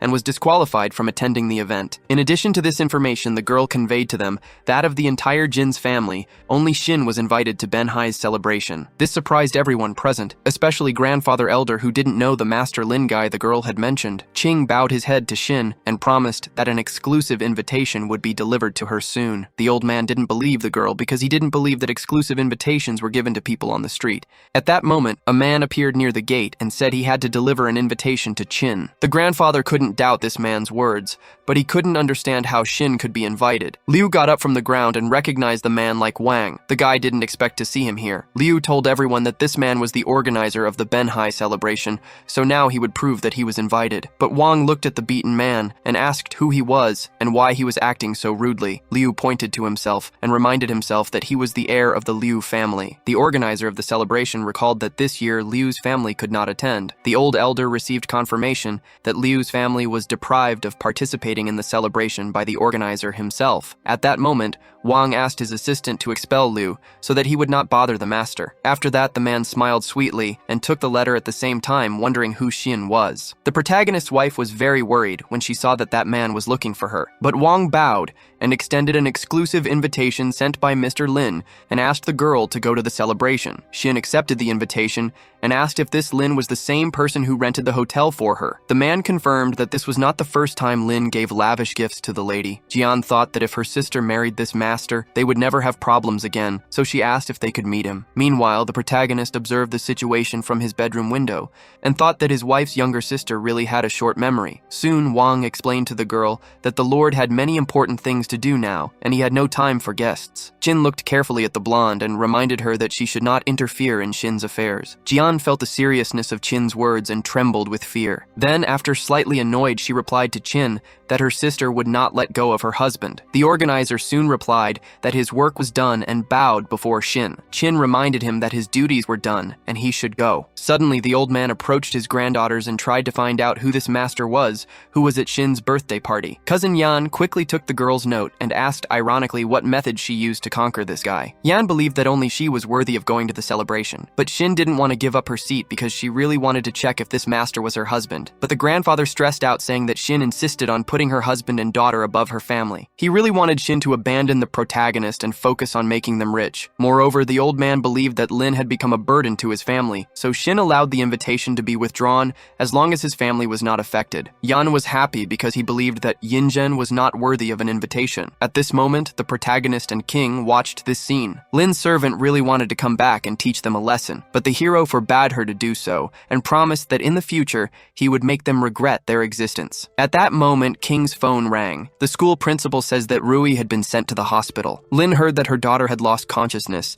and ordered Qin to start the car immediately. Then, after a few minutes, they arrived at Benhai Central Hospital, where they brought Ruie unconsciously. The doctor carefully examined the test results. Qin and Lin entered the room, asking how the girl was feeling. The doctor replied that he ruled out other options and found that the girl had a relapse of an old disease. Lin sat on the bed and asked if it would be possible to transplant bone marrow to save her again. But the doctor decided that first they should invite Dr. Li to come see Ruie. The protagonist was very surprised that Dr. Li was in town. The doctor replied that Li came back as soon as he heard the rumor about the master's awakening and is now in the hospital. Lin immediately sent her servant to find the doctor and ordered him to go brought quickly. At this moment, the doctor decided to ask if the protagonist knew the severity of Ruie's illness. Lin replies that he was seriously injured at that time and did not understand his daughter's condition. The doctor says that it turns out that 2 years ago, Ruie awakened the imperial and royal lineage at the same time, so that's why he fell into a coma. The protagonist was scared and couldn't believe his ears, but Dr. Li appeared in the room and assured him that the big man had nothing to worry about because he had come to help the princess. The old man was so happy to see Lin again, so much so that tears appeared in his eyes. This reaction made the men in the room feel uncomfortable, and they looked at each other in silence. The god of war decided to return to the main conversation because he was worried about blood fusion in his daughter. Normally, no royal and imperial bloodline would appear in the same person, but Dr. Li says that nowadays there are only 3 people who have both bloodlines. The protagonist knew that he had both, and there was also another boy in the capital, but he wondered who was the third person he had never heard of before. Li waited for a dramatic pause, and then with a burst of energy revealed that the third person is Ruie. Then the doctor's aura flew around her. The protagonist didn't like it said, and shouted Qing's name. The girl imperceptibly moved behind the old man. Qing held his palm next to his neck, and asked the master to explain himself more clearly before touching the girl. Li says that Lin's royal bloodline was personally forbidden years ago, and shouldn't have affected his daughter, then asked if the god of war wanted to know why this was happening. Lin was unsure where the imperial bloodline came from, and allowed Qing to let the doctor go. The old man promised that if the girl was by his side,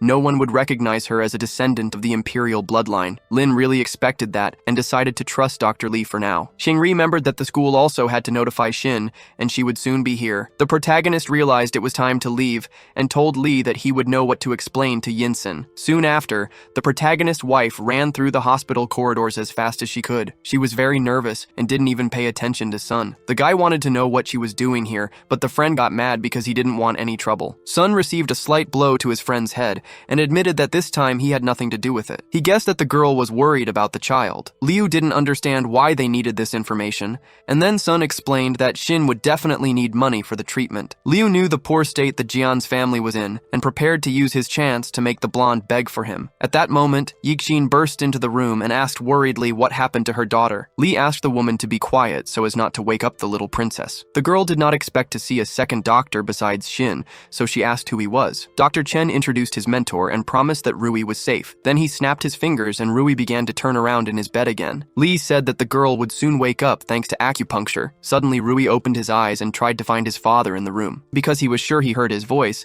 the mother appeared next to her saying that she fainted at school. So she was lucky enough to meet this doctor who uses traditional Chinese medicine. Ruie recognized the man as a brilliant doctor. The old man couldn't contain his feelings and said that the baby was very kind to him. The man leaned over to the girl and started hugging her. Shinn was worried that she wouldn't be able to pay for the doctor's appointment because her family wouldn't give her a dime. The man noticed her concerns and said that he would not receive payment from her, since he came in the name of Mr. Lin. At that time, Ruie realized that he wasn't imagining things and actually heard his father's voice. Shinn quickly asked if the doctor could tell him who this Mr. Lin was and why he is always helping her. Lai couldn't tell the secret, so he just said that Lin is the supreme lord of the southern border, and she will find out the details when it's time. Then the doctor returned the girl to bed and handed her mother a business card, ordering her to call if necessary. Now that Ruie woke up, the man was convinced that she was okay, so he could say goodbye and leave the infirmary. The girl called her mother and confessed that Dr. Lee was invited by her father, and she heard his voice while she slept. Although Shinn normally didn't believe her daughter's words, she decided to agree because she wanted the great Lord Lin to really be her husband. Even because she had never met this unknown man, and Lin's personality would explain a lot. What really bothered her about this theory was the fact that the protagonist didn't directly tell her that he had woken up. Ruie noticed that her mother was thinking about something, and these thoughts bothered her a lot. But the woman pretended that nothing bothered her. She winked at her daughter and said that they would go home. Suddenly, Dr. Chen intervened, saying that the little princess should remain under observation for a few more days. Shinn was worried about the possibility of having to leave Ruie alone in the hospital,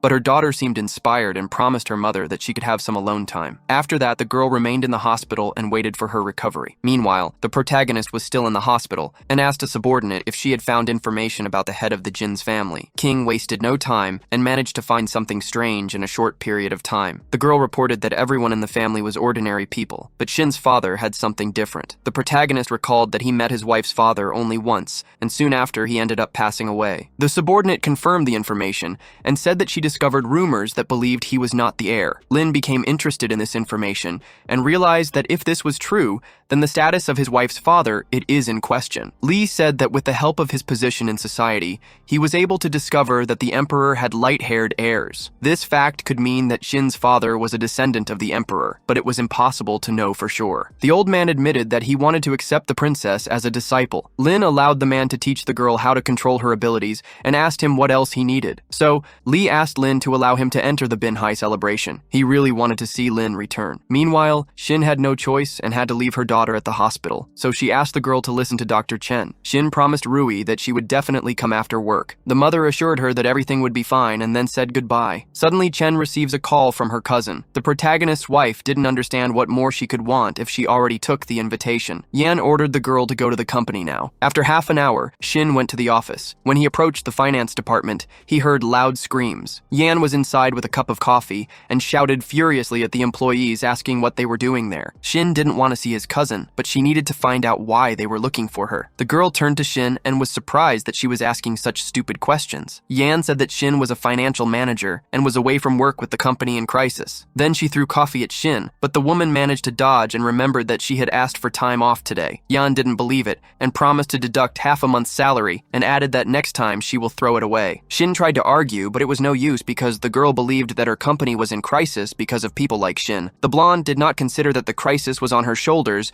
and remembered that all accounts go through Yan. The cousin realized the accusation and ordered the company to get out of the crisis in 3 days or Shinn would be fired. The time was extremely short and Shinn thought that Yan was joking, but that was not the case. The cousin repeated that she would fire her if she failed. Yan was pleased with herself and believed that Shinn would never deal with it. Meanwhile, Sun was sitting in the office and said that, just like Liu Yu, he was also tired of waiting, but he added that Yan promised that there would be no problems with Shinn this time. Liu was already anxious to know how he would gain an advantage over the girl. Sun smiled happily and was confident that this time they would succeed, but the friend couldn't relax because he remembered that this wasn't their first plan. Sun replied that he had plan B. If the first one went wrong, then Sun questioned Yan's words, which made the cousin worried, and she replied that she wouldn't tell anyone anything. Yan winked, and the men thought that the genetics of the Jian's family were not fair to her. Liu wanted to know from his friend what his plan was because he wanted to be prepared for anything. Sun said that in Shinn's life there are two people important to her in a very small way, and the other is her husband Lin. Meanwhile, the protagonist went to his daughter's room and asked if the girl would accept to become a disciple of Dr. Li. Ray asked if the man would teach her how to heal people. The god of war looked at his daughter with adoration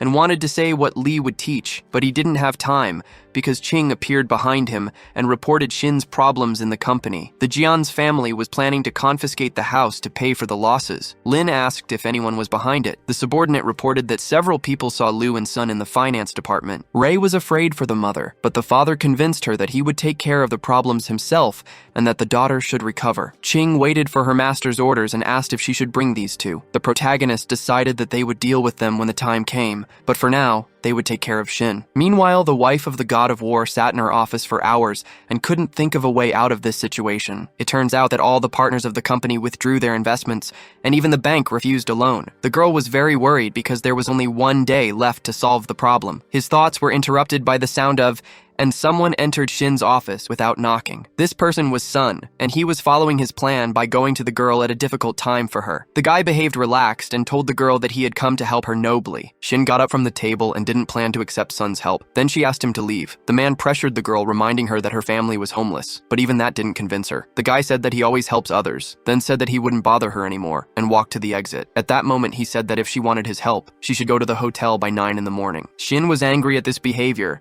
and shouted that she would never make a deal with such an unscrupulous person. The boy didn't argue. He just said that he would wait for her tomorrow at the scheduled place. The protagonist's wife noticed that this situation was set up by her cousin and son. At that moment, we see Shinn's mother going through a stack of papers. She asked why the company's things were sent to their house. The daughter had no choice and said that Yan would confiscate her house. The woman was furious with the news because problems were constantly falling on her family, but she believed that her daughter would ask that guy named Lin to help them, and that would not be a problem for her but the protagonist's wife replied that she never even saw this man. Li has always began to blame her daughter for all the problems of the family. Shinn did not want to disappoint her loved ones. And since the Wang family did not respond to her letter, the girl would have to ask Sun for help. The day of the meeting arrived, and the time of scheduled meeting was approaching. The protagonist's wife arrived at the hotel and saw the right room. She entered and immediately shouted to Sun that she had come, but the man near the window was not Sun. The girl was looking at her feet and didn't notice it. Suddenly, Wang walked away from the window and greeted the girl kindly. Shinn saw Wang and concluded that the guy was conspiring with the Sun family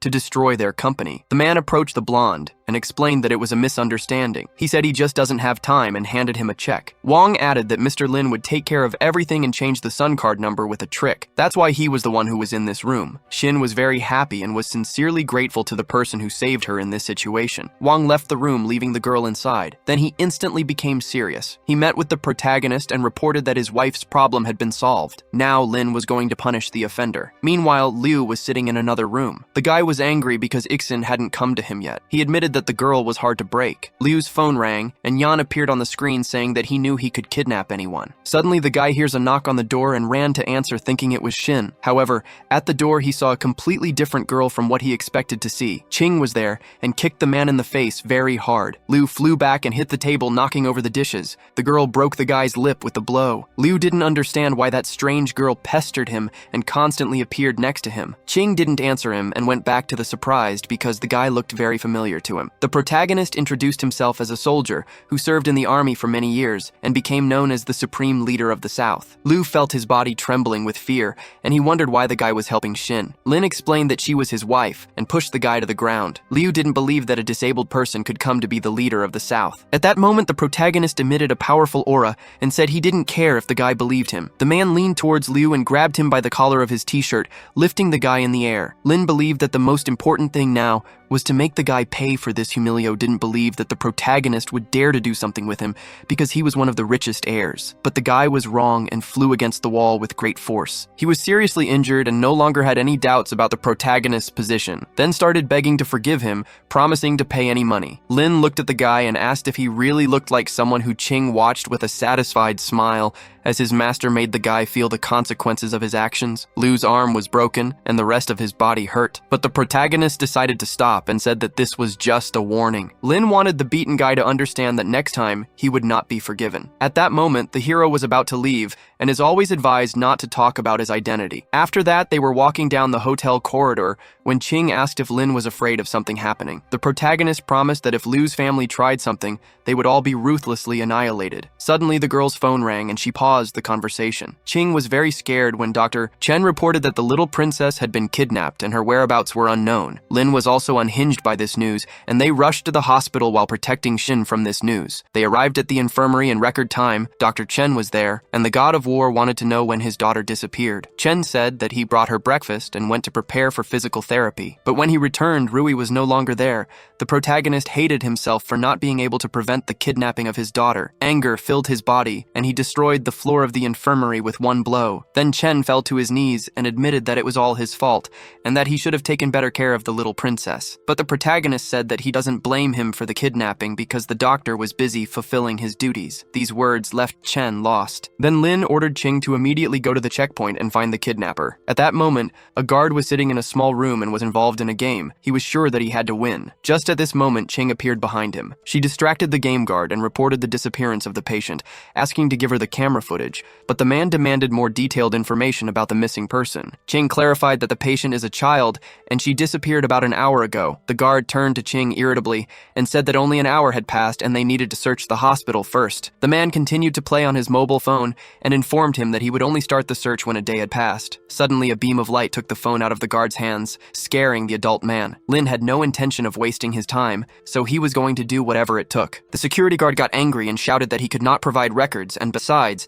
the place was forbidden for outsiders to enter. The protagonist released his frightening aura, and Ching realized that mugs would possibly roll, so she hurried to stop the master and decided to present a coupon, stating that they were members of the imperial family. The guard was speechless when he saw the card that represented the imperial family, and was a symbol of the supreme power. Ching strongly recommended that they hurry up and provide the recording. She saw that Lin began to calm down, and the guard went to the computer quickly. He began to look for records of the last hour, and finally found a moment when they could clearly see Ray sleeping in his room. The protagonist looked carefully at the recording and asked to enlarge the lower panel. The recording showed that a man wearing a white coat lifted the girl who was sleeping in bed and took her in a direction unknown. The guard looked at the silhouette of the kidnapper and realized that he looked somehow familiar to him. Lin heard this, and the man reported that this man looked like a hospital intern named Zhao Gang. Ching noticed that he had not seen this guy yet. The guard replied that Zhao is not very popular in the institution and entered here through contacts. He added that 2 days ago, Zhao came to talk to him and asked about the hospital surveillance. This turn of events complicated the situation. Lin began to lose control of himself again. He gave Ching only 5 minutes to look for Zhao Gang. The girl did not discuss about the deadline and immediately disappeared from the office to comply with the order. The guard sensed the oppressive weather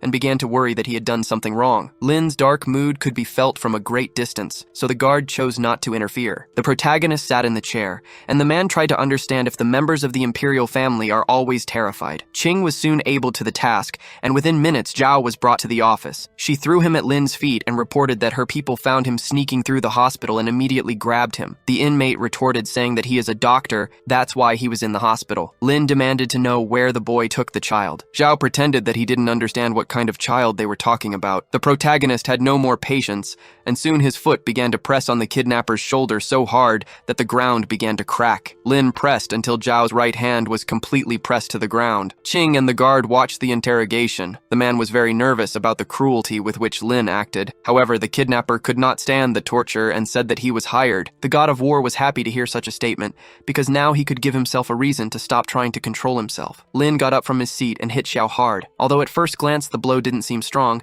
Zhao was badly hurt and spat out red liquid. The protagonist didn't allow the guy to catch his breath and stepped on his chest. Lin pressed the kidnapper to the ground with the help of his leg. Zhao tried to seize the moment and pretend he had lost consciousness. Ching immediately saw through him and asked Lin to let her make him talk, but the protagonist replied that he wasn't going to waste time on such things. The young doctor realized that he only had one chance to survive, so he promised to tell everything and immediately said where he had taken Ruie. Zhao could barely speak but said that he put the girl in Sun's car and he took her to his house. Lin wasn't too surprised when he heard that name, but now he was sure that Sun would get his end. Zhao says that Sun forced him to go into the hospital and kidnap the girl. Then he asked for him to be released, but Lin believed that the guy had made a terrible mistake and not even exterminating him is enough. After that, the protagonist asked Ching to handle the kidnapper's body and then follow him to Sun's house. Meanwhile, Sun's property was quiet. Ruie was tied to a chair and she yelled for her uncle to let her go. She added that she was sure that the police would arrest the man. However, Sun laughed, saying that without evidence, no one would dare to break into the home of an influential family. Sun was a disgusting person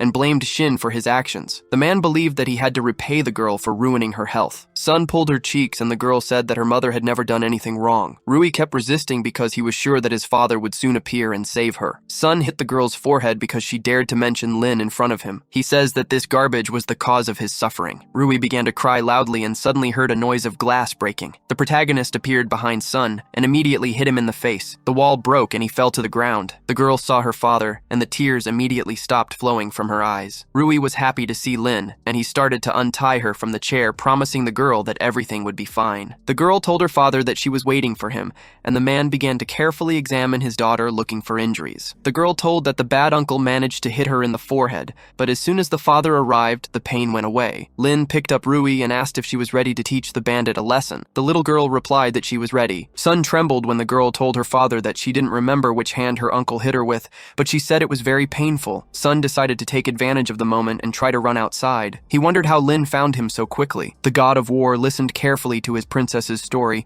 and drew his own conclusions from it. Sun was already near the exit and believed that he would be saved as soon as he ran out into the street, because he believed that Lin wouldn't hit him in front of everyone. But the guy didn't take into account the fact that Lin was considered the god of war, and his speed surprised people's minds. That's why Sun's escape failed, and now he will have to accept the punishment. Lin looked at the kidnapper scared and said she didn't remember letting him out. Every second, Sun realized the gravity of his offense and was overcome by horror. He decided to try to fight back and aimed at the hand with which the protagonist held his daughter. Then Sun ran as fast as he could and asked for help, hoping that his parents would save him. Naturally, he could run a lot because Lin held the guy tightly by the hand. Then with a skillful movement, he twisted Sun's arm, causing him to scream in pain. Ray covered his ears and complained to his father that that man was too noisy. The protagonist promised that now the bad uncle would be silent, and immediately a blue flame appeared in his left hand. This fire was directed at Sun, and he screamed loudly, causing the girl to close her eyes. Sun's eyes darkened, and instead of screams, almost inaudible squeaks escaped from his mouth and he fell to the ground. At that moment, Lin heard the scream of the head of the family. The man broke into the room and begged to spare his son. The father looked in shock at his son's state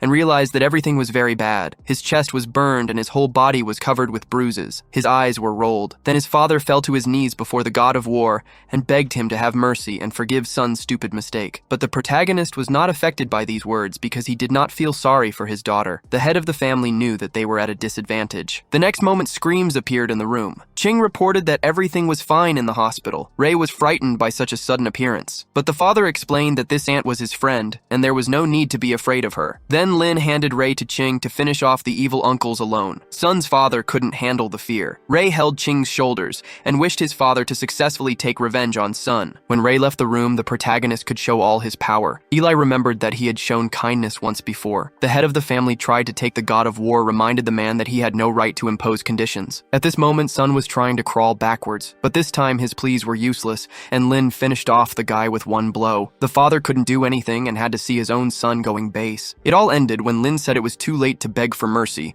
and that he doesn't give anyone second chances. He took advantage of the speed and approached Sun's father, who was still in shock. The hero took the man's head and said that it was better for his family to get out of town inside one day, because if they will be beheaded. The father understood that if he didn't want to go to the next world, he would have to agree with Lin and leave the city. After all these events on Lee's property, his father broke into the room and was furious, wanting to find out who dared to hit his son. The father promised to tear the culprit to pieces. Lee wanted to complain to his father as always, but suddenly remembered that if he dared to reveal Lin's identity, the man would destroy him. So for the sake of the family's well-being, the guy had to shut up. He became apathetic and admitted that he didn't know what to say. The head of the family also got angry with his son and slapped him hard in the face, saying that Lee should remember that they own the city. Lee wondered if the Jian's family had more power and decided to keep Lin's identity a secret for now. The father considered his son weak, but added that his story was unnecessary as he had already hired an investigator. Suddenly, a man appeared next to them and reported that he had managed to discover the connection between the culprit and the Jian's family. The father was ready to destroy the entire Jian's family at once. He noticed that the investigator wasn't leaving and assumed he had some more news. He turned out to be right, and the man talked about Sun's murder and added that the killer was the same person who beat Lee. The horror ran through Lee's body,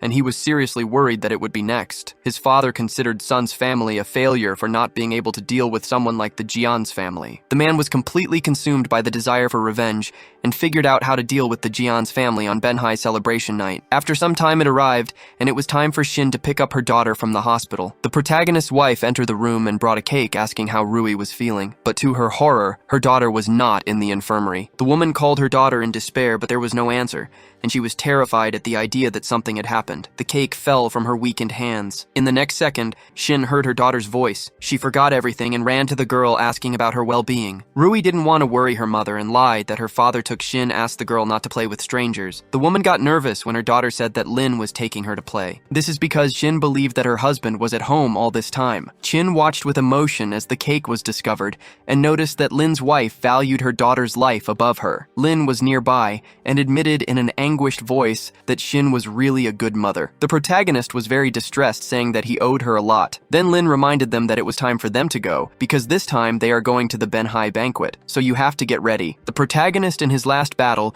he was ready to fight until his last breath for the peace of his family. Meanwhile, a man was sitting in the pool and drinking wine calmly. He turned to his subordinate and asked if it was true that the great Lin had awakened. The server confirmed that such rumors circulated, and also information emerged that one of the families had already been expelled by him. The Lord of the Dragons believed that this was just a show to show his importance, but in fact his family had already lost its power. The subordinate was convinced that Lin was a threat to the emperor and suggested getting rid of him. The man got angry with the servant and without leaving the pool directed his energy towards him. The guy was thrown back and the Dragon Lord said he didn't remember giving such an order. The servant fell down and insisted that it was dangerous for his majesty to leave the god of war alive, but the Dragon Lord believed that Lin could be useful since he had a good reputation among the people. However, he considered that Lin should be shown somewhere. The subordinate heard the Dragon Lord's words and promised to solve everything. Then the Dragon Lord walked to the center of the pool and extended the hand that did not look human to the spear, but the spear refused to obey, and a red lightning began to appear along its entire length. The dragon god was forced to let go of the spear because it rejected him. The lightning bolt from the spear severely wounded the man in his hand. Suddenly he said that his Lin was still alive, so he needed to be visited. At that moment, the eyes appeared in the man's unusual hand,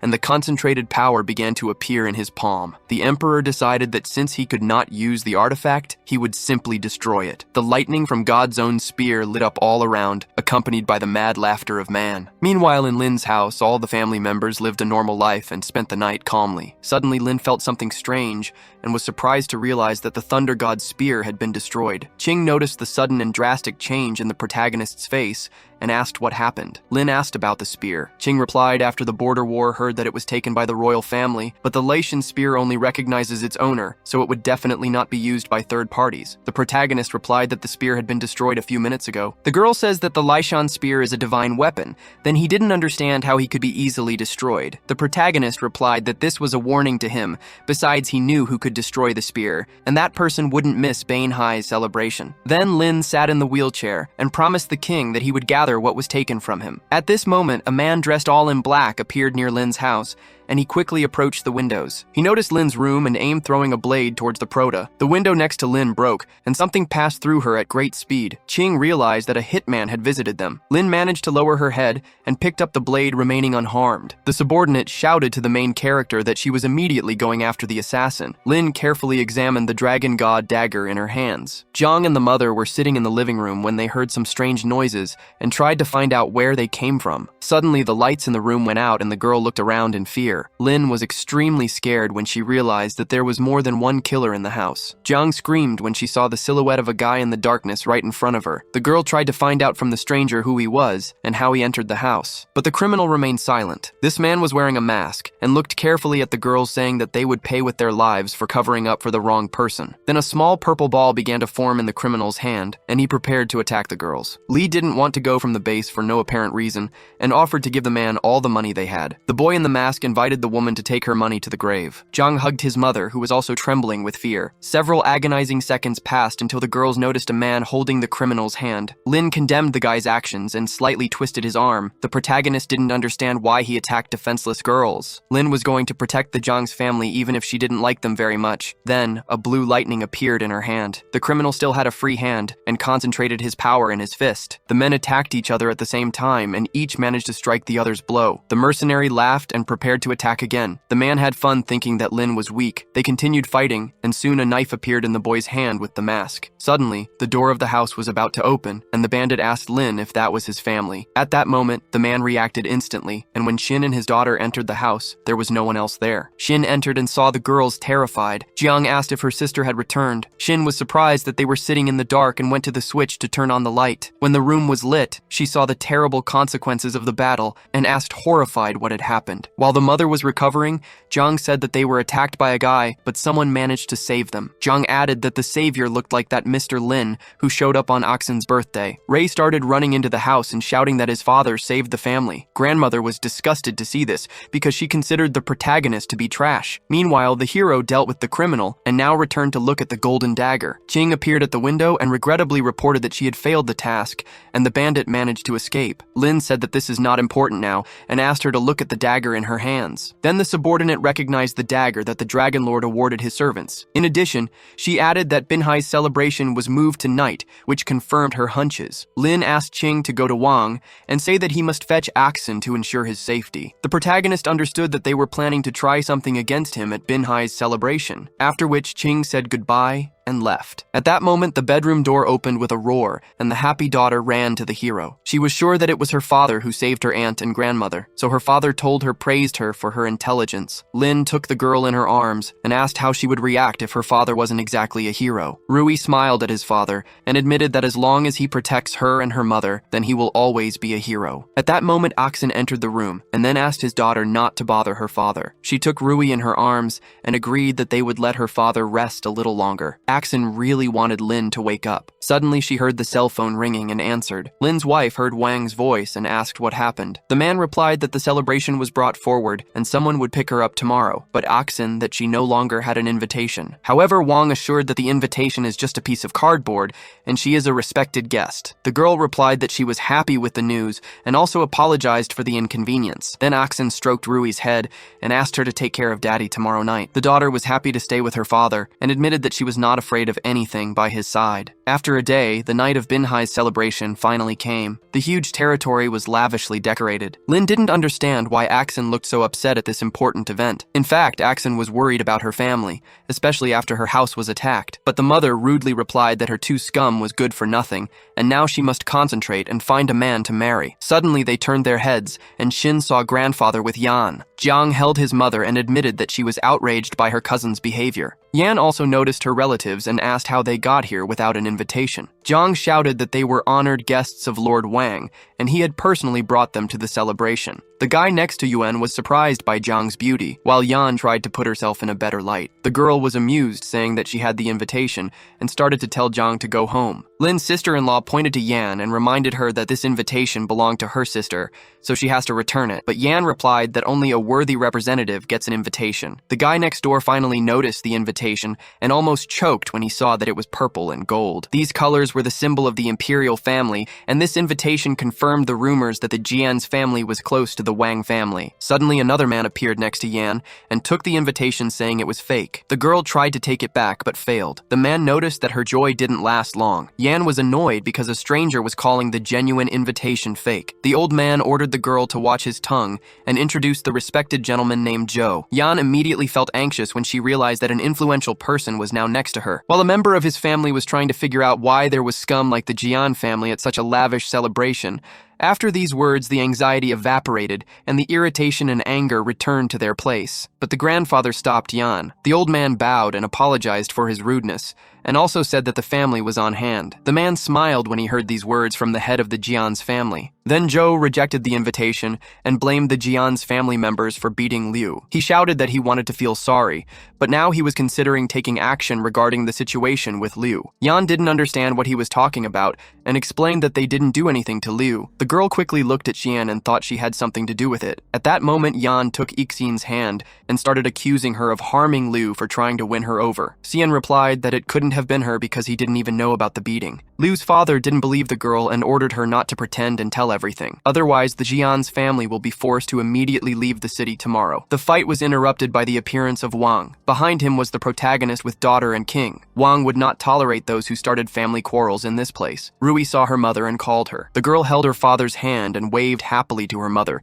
saying that her father asked for a surprise for mom. Zhou looked at the new people with disdain and asked who they were. Liu's father replied that the disabled person in the wheelchair is Ixin's husband named Linfung, and the girl is their daughter. Zhou started laughing until he cried, saying that he didn't understand the meaning of this loser is here. The man's laughter was interrupted by Lin. The protagonist asked what he could still do. Shinn looked at her husband and couldn't believe that he was really awake. Ruie was next to his mother, and now she could show her evidence that she was telling the truth. Zhou believed that waking Lin up was useless, since he was in the wheelchair. The protagonist just snorted at this statement and stood up, releasing a sinister aura. Zhou was very surprised by what he saw and didn't last long to say that he was going to break Lin's legs for what he did to Liu. Now the protagonist was standing to everyone's surprise. His wife couldn't hold back her emotion, and tears flowed from her eyes. Lin reassured her by saying that now everything was going to be fine. Suddenly, Yan started hitting him while asking how Lin dared to wake up so suddenly. The hero just pushed her away and left Qing responsible for resolving the situation. The subordinate receives the order and hits a precise slap on Yan's face. Even after being beaten, Shin's cousin thinks she has the right to threaten Lin and Qing. Zhou takes the opportunity to also curse the main character as a cripple. The man adds that even though he has now regained his senses, Lin is nothing but crippled trash. Liu's father shares the same opinion. The protagonist is not offended and says that in 5 minutes the Liu family will no longer exist in Baihai City. King says he will do it right now. Zhou and the head of the Liu family burst into laughter. They don't believe that Lin has the power to bankrupt Liu's family. Their joy was short-lived because the old man received a call where he was informed that the company suddenly broke down and all the investors rushed to withdraw the investment. To top it off, the banks refused to lend money. Now the company owes billions directly and are about to go bankrupt. Liu's father was silent in shock. Zhou couldn't help but worry because his family's money was also invested in this company. The old man has no way out but to humiliate himself for forgiveness at Lin's feet. He just gets a look of disdain. Zhou remained firm in his idea that the main character was no one important, so refused to bow his head to him. Zhou felt safe to take down Lin at any time. The protagonist displays his scary aura, and with a smile on his face, asked if the man was ready. In the same second, Zhou regrets what he said and tries to avoid any aggression, saying that Lin cannot touch an emissary sent by the royal family to the Binhai Banquet. He even displays the royal family badge while saying that he is there, because Supreme Lin didn't recover in time to attend the banquet. The man returned to the capital to recover. That information didn't seem so true to the people in the place, but Zhou assured that he wouldn't pass on false information. Suddenly, Lin takes the emblem from his hand,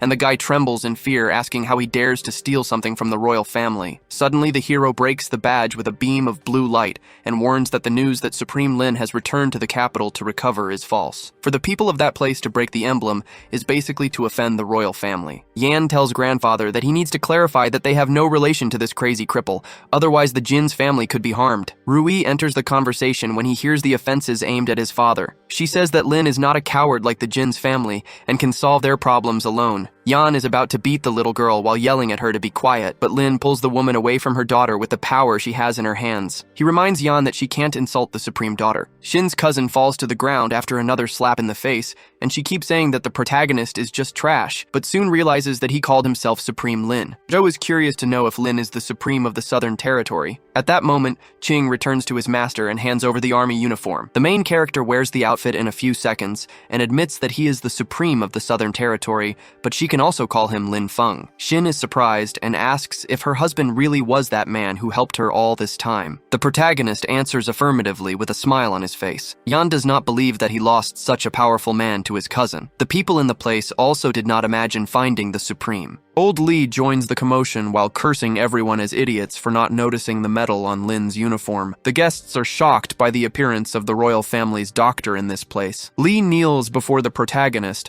while saying he will follow him until the end of his life. Lin tells the doctor that he doesn't need so much formality. Zhou remains in denial. He says out loud that he still doesn't believe that Linfung and Supreme Lin are the same person.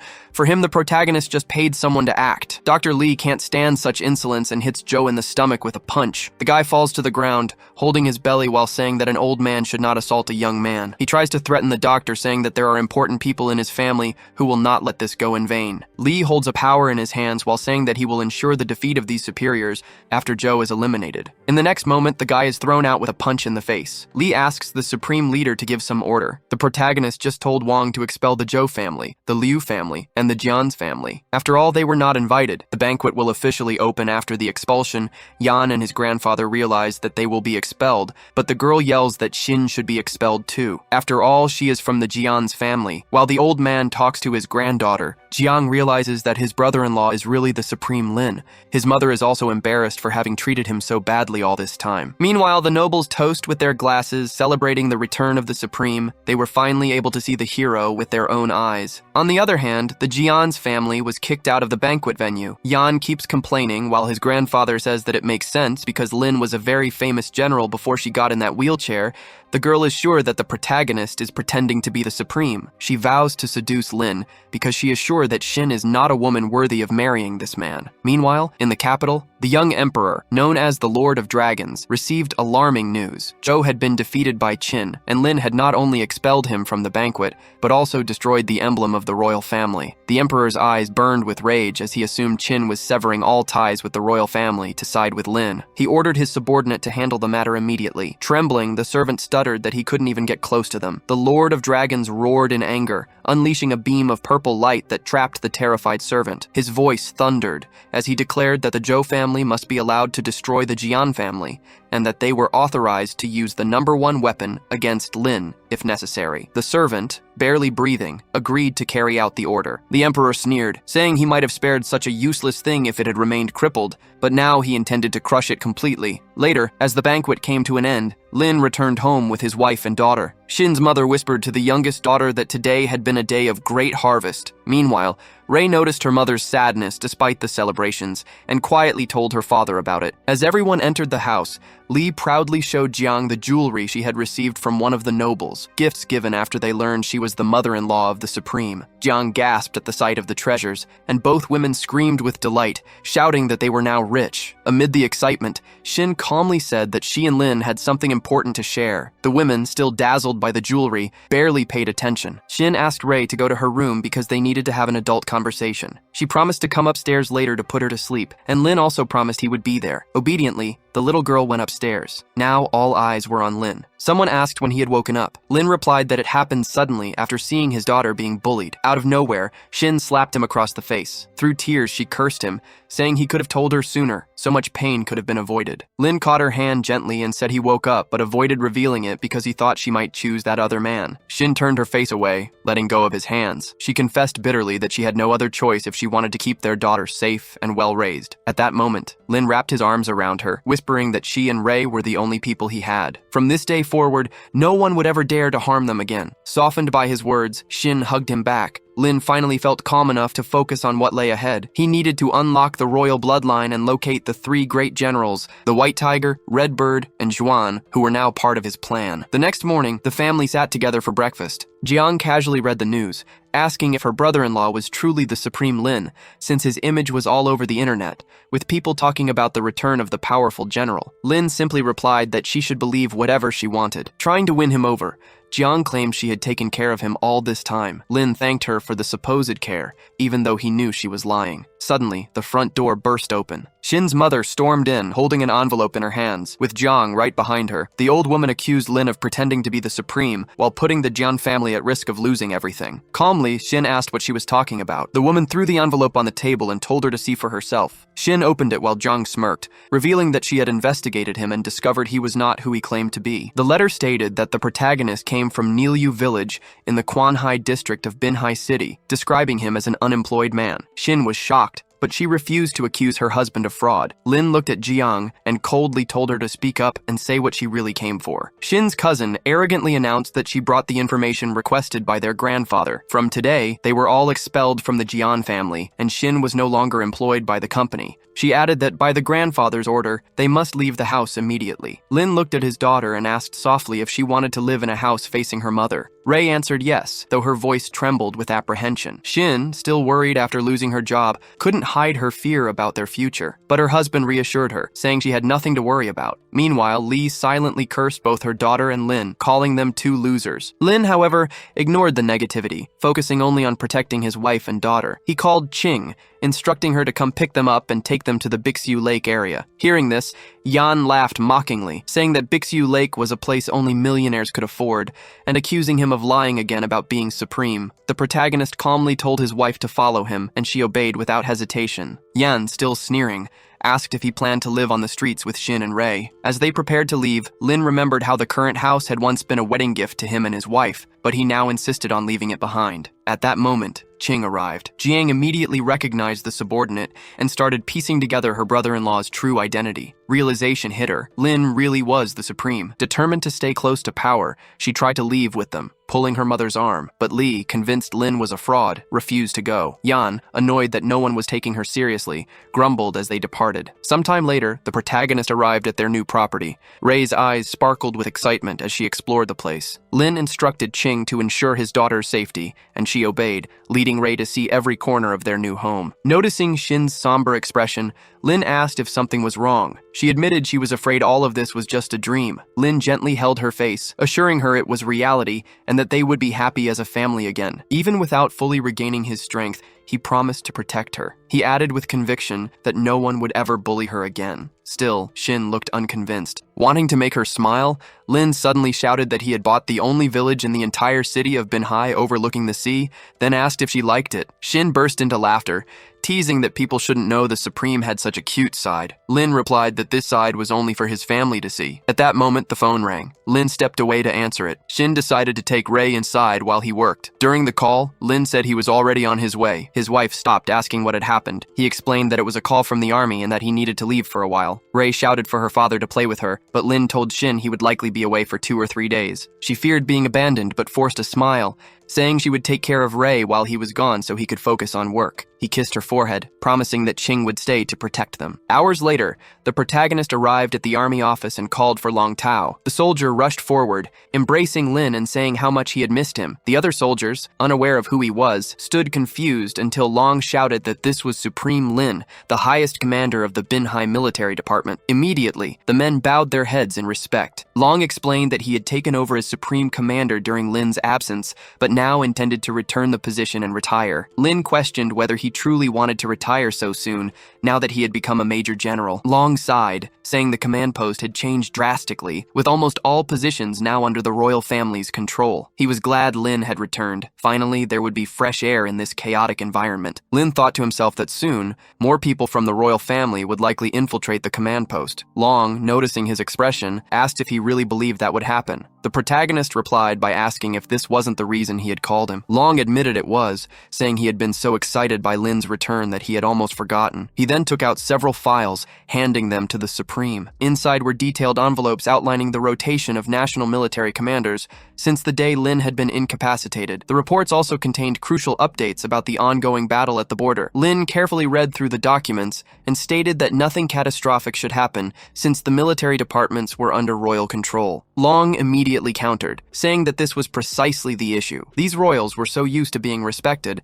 that they had no clue how to lead an army. While the southern regions were safe, 10 cities in the northwest were being bombed, and they had no further details. News was being blocked, and no word had come from their messenger. Lin asked if the White Tiger was in the northwest and had lost the 10 cities. Long confirmed, explaining that it had been 5 months since they received the last letter from the messenger. The protagonist opened the secret message left by the White Tiger. The spy reported that the northwest had fallen. The royal family was involved, and he doubted he could survive until the supreme leader's awakening. His final request was for no one to mourn him if he didn't make it through the battle. Rage boiled within Lin at the thought of losing his messenger. Long reminded him that the superior of the military department was the Dragon Lord, which made it strange for the entire royal family to claim control. Lin admitted he had doubts, and revealed that he had sent someone to investigate the capital. In his mind, he concluded that Shen Yan was willing to sacrifice the entire country for his own gain. 2 days passed. The scene shifted to the Jian company. Shin's grandfather sat deep in thought, unsure if firing his granddaughter had been the right decision. Yan, focused on applying lipstick,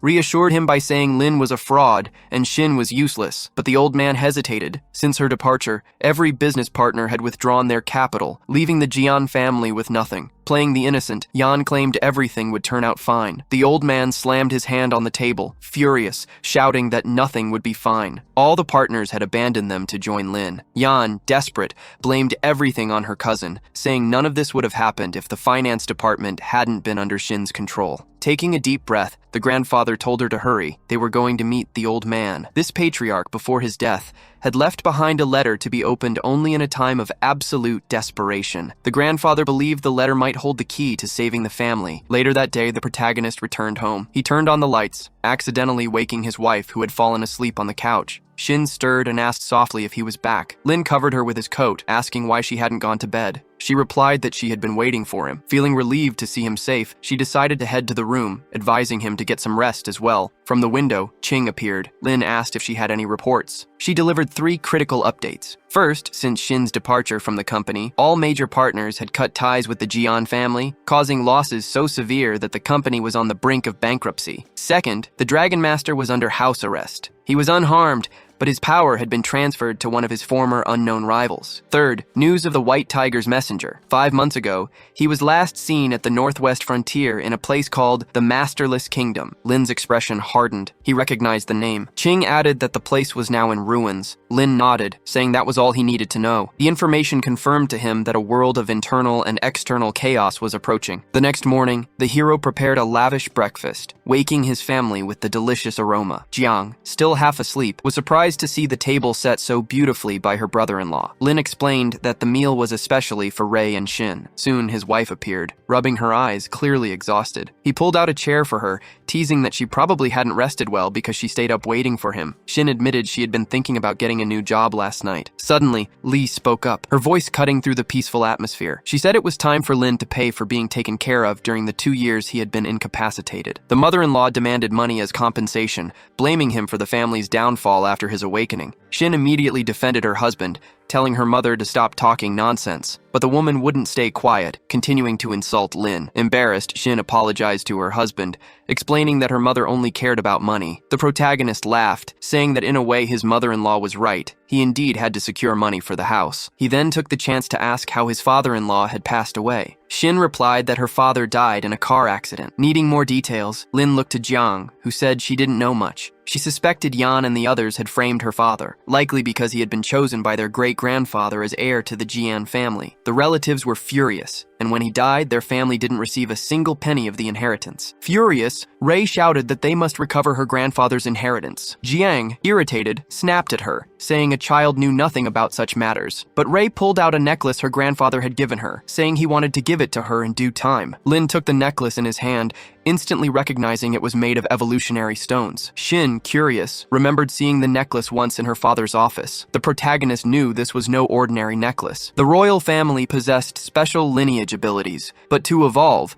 they required an advancement spawn combined with a secret method. Suddenly, a beam of blue light burst from the necklace, wrapping itself around Lin's hand. Ruie, mesmerized, grabbed the stone from her father's hand. It was too late to stop her. The blue glow enveloped the girl, and both parents screamed in fright. The light entered her stomach and vanished. The girl collapsed, but quickly stood up, saying she felt something enter her belly. Shin panicked, asking what happened. Lin explained that the evolution stone had been activated by him, but had chosen Ruie on its own. Now it was likely that her bloodline skill had awakened. There was no other choice. He had to call Dr. Lee. The doctor answered quickly, worried something had happened, but before Lin could explain, the phone slipped from his hand and began floating. Cutlery around the room also levitated, as if affected by electromagnetic forces. This was all because of Ruie's newly awakened power. While chaos unfolded in the protagonist's house, Jiang was relaxing quietly on the beach. Her peace was broken by screams from the residents. Lin rushed out, carrying his daughter in his arms. Shin also ran out, warning her sister it was dangerous to stay. Jiang tried to understand what was happening, but her sister left her behind. A huge shadow suddenly covered the sun. Looking up, Jiang froze. An enormous wave was towering over them. The wave crashed down, knocking the girls to the ground. Shinn shouted again for her sister to escape, but Jiang remained paralyzed, thinking they were under attack by some army of the sea. Without wasting time, Shinn ran, dragging whoever she could. Later, Dr. Lee met with the hero and asked if he was sure about suspending the royal bloodline. Lin replied that Rei's true ability was electromagnetic power, a power so rare it was only mentioned in royal legends. He wouldn't risk his daughter, so his plan had to proceed. He asked if the 10 miles of coastline were cleared. Qing confirmed they were. Lin ordered her to get ready. The group boarded the boat and began preparations. Dr. Lee started acupuncture on Lin, warning him there were 9 prohibition levels to unlock, from bottom to top. The protagonist braced himself, knowing exactly what to do after each needle was applied. When Dr. Lee reached specific meridians, he extracted something from Lin's back, causing him to scream in agony. Despite the pain, he forced himself to endure. So far, he had unlocked 5 layers. Lee pressed on with the painful method because the hero still needed to break through 4 more. Rei watched, tears in her eyes, worried about her father as she saw how much he was suffering. But the procedure wasn't over yet. As night fell and the sky turned dark, someone watched the boat from the water. This figure wasn't alone. Taking a blade from his clothes, he warned his team that it was time to move. Just then, he was caught off guard by an unexpected apparition. Lin glared angrily at the man. The enemy desperately tried to report to his master, but before he could say anything, a bolt of lightning struck him, electrocuting him on the spot. Lin immediately turned to Qing, scolding her for not keeping watch on the sea as she had claimed there were no enemies lurking. The girl lowered her head, ashamed, and apologized for her failure. The next day, the protagonist returned home to care for his wife. Shinn had a fever, so he left her resting in bed. Soon after, Lin told Long he had something important to discuss. His wife stirred, speaking a few weak words, and he quickly approached, asking if she was all right. The first thing Shinn asked was where their daughter was. Lin reassured her that Rei was with Dr. Lee. Meanwhile, in another room, the doctor tried to get Rei to say how she was feeling. The girl thought for a moment and answered that she didn't know. She'd have to ask her father. At that moment, Lin appeared, carrying Shinn in his arms, and asked what was happening. Rei ran into her mother's embrace, happy to see she had woken up. The hero gently took his daughter, telling her to let her mother rest for now. Lee then warned the Supreme that he needed to take the girl with him. Shinn immediately grew worried and demanded to know why. Lin explained calmly that Rei had awakened the power of the royal bloodline and needed guidance. No one was better for that task than Dr. Lee. The doctor joined the conversation,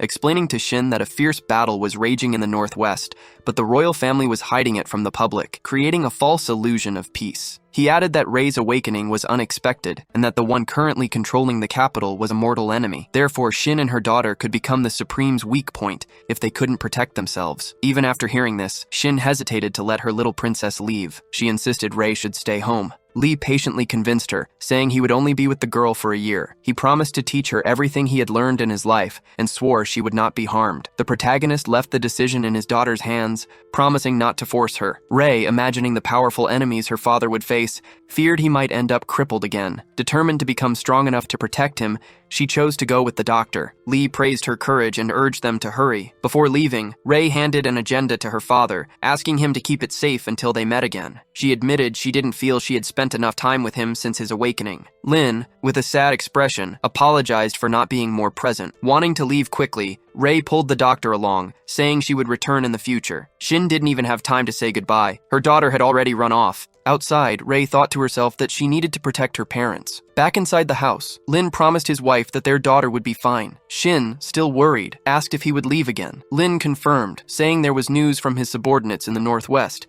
but he promised to put everything in order before departing. The next day, in the Jian family's village, Shinn asked in surprise why they had come there. Lin promised that soon everything would become clear. At that moment, Shinn's grandfather and her cousin approached them. The old man demanded to know the reason for their visit. Lin took an envelope from Qing's hand and tossed it to the old man, telling him to read it. The documents contained information gathered by his subordinates that very morning. As they read, the old man and his granddaughter's expressions turned grim. Turning to Shinn, Lin revealed that the car accident involving her father had been no accident. It was intentional. The mastermind behind it was Yan. The cousin screamed, pointing her finger at Lin, accusing him of planting false evidence. The old man, enraged, slapped his granddaughter across the face and admitted he had been blind for years. Shinn was shocked by the confession, while Yan tried to defend himself, shouting that he hadn't murdered the third uncle. Yan tried to justify herself, saying she only wanted to warn that the Ginger family belonged to her and her father. She never imagined they were dealing with two monsters. In the end, she added, their uncle had just been unlucky. Those monsters tore him apart, so it wasn't her fault. The protagonist understood the hidden meaning in her words and suspected there were other people behind the so-called accident. However, Shinn, confused by the subliminal message, shouted at her cousin to explain everything clearly. Suddenly, a voice echoed from the shadows, saying to its master that Lin had noticed them. The protagonist laughed coldly, remarking that the Jin family might seem to have gained weight,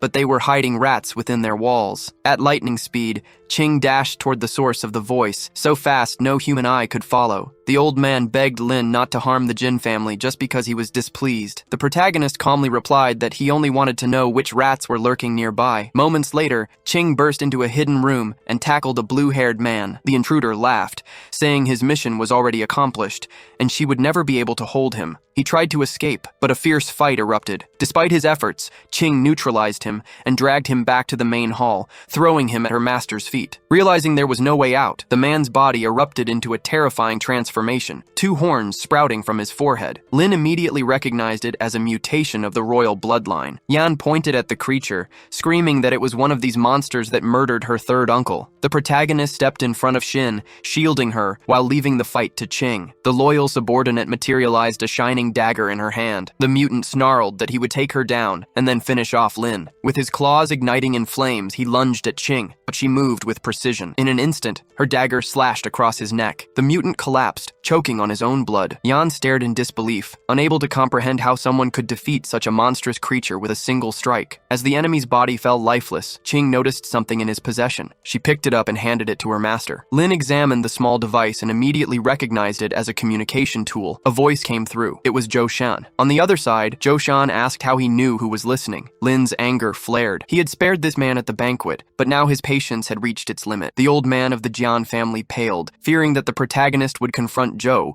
whose family was highly influential. He begged Lin to remember that he had once been saved by the old master. Lin replied coldly that when Master Jiang saved his life, he had promised to protect the Jian family for 30 years. But that promise was broken the moment they insulted his wife. The bearded old man tried to argue, saying that one day Yixin would inherit the family, so he should reconsider. Yan, furious, yelled at her grandfather that this family belonged to her and her father. Ignoring the chaos, Lin asked his wife to make a decision. Without hesitation, Shinn said she didn't want to go back. The grandfather was shocked by her words. After everything, she had no desire to live with these people, especially after being expelled from the family. Respecting her decision, the protagonist took her by the hand and led her out of the house, while the old man shouted for her to wait. Lin stated firmly that this wouldn't be unfair to Master Jiang. He would personally deal with the Zhou family. From that moment on, there was no longer any debt between him and the Jian family. Outside, the old man and Yan fumed at the way the situation had ended, their faces twisted in anger. Walking away, Lin told his wife he would be gone for 2 days to resolve an issue in the capital, leaving Ching in charge of protecting her. Yichin felt she was giving her husband too much work, but the subordinate reassured her that he only needed to take care of a matter in the capital. Curious, Shinn asked who this person in the capital was, the one Lin had been mentioning. Ching answered that it was Shen Yan, the most powerful member of the royal family in the capital. Shinn had never heard that name, yet just hearing it gave her a deeply unsettling feeling. Ching advised Shinn to get in the car and head home while Lin dealt with the rest. A few hours later at the Zhou family estate, the family patriarch discussed the investigation. He complained there was still no news regarding Lin or the Jian family. A man wearing a green hat replied that the young emperor was growing impatient. While the Zhou family still had support today, they would be abandoned if they proved useless. The head of the Zhou family nodded, saying he understood. After all, his son had been beaten by that man. The green-hatted advisor suggested they take advantage of Lin's incomplete recovery and finish him off in one strike. Suddenly, a loud crash echoed through the room. Lin appeared, dragging Zhou by the hair. His cold gaze scanned the room, searching for the one in charge. The man in the green hat stepped forward, demanding to know who dared break into their home. Zhou, trembling, shouted to his grandfather that this was Linfung. The old man burst into hysterical laughter, mocking the protagonist for walking straight into his trap. He said Lin had saved them the trouble of hunting him down. Striking the ground with his cane, the patriarch activated a mechanism that dropped a giant cage onto Lin. He sneered, advising Lin to hand over the Yan family and renounce his royal bloodline if he wished to live as a dog. Otherwise, he would not leave alive, and his head would be offered to the young emperor. Zhou's father begged the old man to wait, pointing out his son was also trapped inside. Zhou screamed for help. Finally, the protagonist let go of Zhou and said with a cold smile that he hated being trapped with dogs. The last time that happened, his enemy ended up dead. Joe screamed again, calling for his father. The grandfather warned Lin he would be eliminated if he continued his defiance, revealing he didn't care about his grandson. Pressing a button on his cane, he unleashed lightning into the cage. Joe was electrocuted, his screams filling the room, while Lin stood unharmed, unaffected by the attack. Joe's father cried out for the old man to stop, but the patriarch replied coldly that losing his grandson was acceptable. They would be rewarded by the young master once Lin was dead. Mocking, the protagonist asked if Shen Yan had already become a young emperor. He found it strange that the Zhou family's loyalty ran so deep when Shen Yan hadn't even warned them these tricks were useless against him. Suddenly, Lin gripped the bars and ripped the cage apart with his bare hands. The old man stumbled back, shouting that he had never seen such strength. Calling for reinforcements, he summoned dozens of soldiers. Now feeling secure with numbers, he ordered them to destroy Lin. Bullets flew at the protagonist, but they bounced harmlessly off his shield. He retaliated, dashing forward and taking down the snipers barehanded. A second wave launched specialized arrows, but Lin caught one mid-air with his fingers. The old man revealed these were special armor-piercing rounds, a weapon designed specifically to counter the royal family, now repurposed to serve the young emperor's will. The soldiers intensified their assault, sending more ammunition while setting off the gasoline behind Lin. A massive explosion consumed the area. Convinced of victory, the old man declared that even if his mansion was gone, the threat had been eliminated. His joy was short-lived. Out of the flames, Lin emerged unscathed, moving like a phantom. With a swift strike, he slashed the old man's head with his blade. The patriarch collapsed lifeless to the ground. The only survivor was Joe's father. Desperate, he screamed for the number one weapon to appear. Two monstrous figures entered the room. The boss reminded them that Master Shen had ordered the extermination of the Jian family, and if they failed, they too would be eliminated. Lin immediately recognized them as mutants who had absorbed fragments of the royal bloodline. They attacked in unison, overwhelming with sheer numbers. But Lin was faster. He delivered a devastating punch to the face of the blue-skinned monster, sending it crashing into the wall. The red demon tried a sneak attack but was blocked and thrown aside like a rag doll. Their mutation enhanced their physical abilities and appearance, but it still wasn't enough to match the Supreme. Though curious about what made these mutants special, Lin had no time to waste. Pulling a firearm from his suitcase, he unleashed precise shots, tearing through their defenses. Finally, the protagonist detonated an explosive, engulfing the entire room in flames and ending the fight with a powerful blast. Meanwhile, Joe's father rushed to the office and tried to report to the young emperor. Shen Yan appeared on the big screen and asked what happened. The man nervously informed him that Lin went directly to the Zhou family and that the number one weapon was used to deal with him. The Dragon Lord demanded to speak to the old man of the family. The boss couldn't admit that his father had passed away during the duel with the Supreme, so he lied, saying the old man was still fighting. Shen told him to stop lying because his face revealed despair. At that moment, a hand pierced through the man's shoulder, and lightning consumed his body. The protagonist had finally found Shen. The Dragon Lord laughed, saying it was expected of the Supreme to dare to go to the Zhou family alone and even finish off their weapons. Lin admitted that the special armor-piercing bullets could indeed hurt the royal bloodline, but mocked Shen, pointing out that he had forgotten the weapon and the containment method must be used together to work. Shen cursed the Zhou family in his mind, calling them dumb. Lin tapped his own head and mockingly said that Shen needed intelligence to keep up with him. The Dragon Lord calmly replied that the royal family was under his control and that the only reason Lin was still alive was because he had some reputation among the people. He added that he could give him the opportunity to obey and witness the true supreme act. The protagonist replied that Shen had murdered many members of the royal family to achieve his own glory, calling it ridiculous. Shen said Lin was too naive, claiming it was necessary to achieve power. Suddenly, a countdown caught the hero's attention. It was a self-destruct bomb left by the Zhou family. Shen kept saying that his supreme artifact was destroyed, and it was naive to think he would win this fight. At that moment, an explosion consumed the entire mansion. Meanwhile, at the protagonist's house, Shin woke up desperate after having a bad feeling. She tried to call her husband to make sure he was okay, but the number was unavailable. Qing entered the room after hearing a strange movement and asked if something happened. Shin said she was worried about Lin because she had a nightmare. The subordinate assured her that everything was fine with the master, but offered to use the emergency contact channel if she insisted on talking to the Supreme. Shin understood that she might distract her husband if he was dealing with something important, so she gave up on contacting him and told Qing to go rest. The subordinate agreed, saying to call her if needed. Shin went back to bed, saying she was sure Lin would be okay. The next day, Shin was taken to the hospital in Banhai Center after feeling sick the night before. The protagonist went to see her and asked the doctor what happened. The doctor said she was fine after some tests and that it was probably just tiredness, so she would return to normal after some rest. Lin looked at the doctor and asked if there was anything else. The doctor confessed he found something strange. He had done a complete examination and found an abnormal discharge in her brain while she was sleeping. He handed the report to Lin, explaining that the abnormality manifested like a shock or a psychiatric disorder, but suspected the nightmare was most likely the result of recent events. He promised to take care of it calmly and would confirm it later. Outside the building, there was a protest.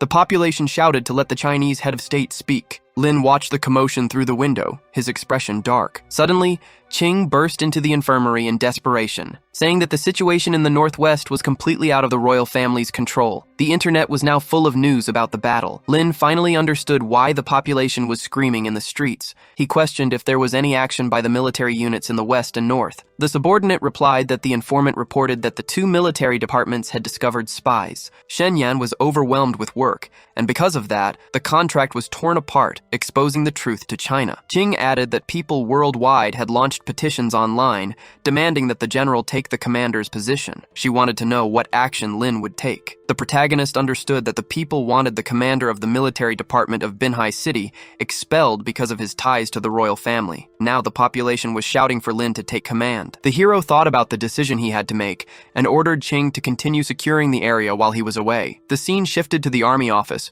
where Long grew angry when someone entered the room without knocking, only to relax when he saw it was the protagonist. Lin scolded him for sleeping while the northwest was in chaos. The soldier snapped back to reality as Lin explained he didn't come to issue orders, but to ask him to join him on the mission to the northwest. Long objected at first, saying no expedition should move without an officer in command. Lin clarified that this wasn't an expedition. He simply wanted Long to accompany him. The soldier, unaware of the latest news, was shocked when Lin revealed the situation had already leaked online. Fired up, Long said he only needed a gun to take down the invaders one by one. He agreed to follow his old master to win the battle and save China. Minutes later, a helicopter landed to pick up the soldiers from the army's rooftop. Wang was there to receive the last orders before Lin's departure. The protagonist handed him the emblem of his private force, the Heijia army, and said the city of Binhai would now be in his hands. He instructed Wang to use the emblem only as a last resort to provoke the black armored army. Wang smiled, assuring his master that the city would remain under control. Holding the badge, he took a pocket watch from his suit and handed it to Lin. Inside was a photo of Shinn, something she had asked to be delivered to him. Lin thanked him, promising he would return safely for her. Long tried to bring his friend back to focus, saying that love weakened a man's fighting spirit, so they needed to move quickly. As they prepared to leave, someone shouted for them to wait. Surprised, the protagonist asked how he had arrived here. The blue-haired man said there was no place in China he couldn't reach. Lin was pleased with Feng's appearance, and Long was stunned to see the Dragon Master standing before them. Lin said that with this man, their chances of victory had just increased. The three boarded the airship and left Binhai City. During the flight, Feng explained that the position of Dragon Master was originally given to ordinary people with no royal lineage to control the military departments, keeping the royal family's power in check. However, Feng had been so absorbed in his research that he hadn't noticed Shenyang had already sent people to eliminate him. He was kidnapped one day and kept under house arrest in Shenyang's residence, forced to study the fusion of royal bloodlines and the descendants of royalty. Lin asked if his research had succeeded. Feng went straight to the point, saying that initially the fusion worked. Shenyang had used the corpses of countless kings to suppress his bloodline's revolt. Feng only managed to escape thanks to the ritual, which delayed Shenyang's plans. Lin said it was good that he was now safe. The driver interrupted, announcing they were 50 miles from Yingjiao City. The soldiers stood and opened the door, ready to jump. Before they leaped, Lin warned them there was a high chance they would receive no reinforcements for this mission. He asked if they were sure about going. Long and Feng shouted they were ready. The three jumped from the helicopter together. Sometime later, the group arrived in Yingjiao, located in the northwest. Long noticed that upon entering the area, communications and statistics were already unavailable, and details about the territory were unclear. He decided to ask a local resident for help, introducing himself as a member of the China Task Force. The man slammed the door in his face.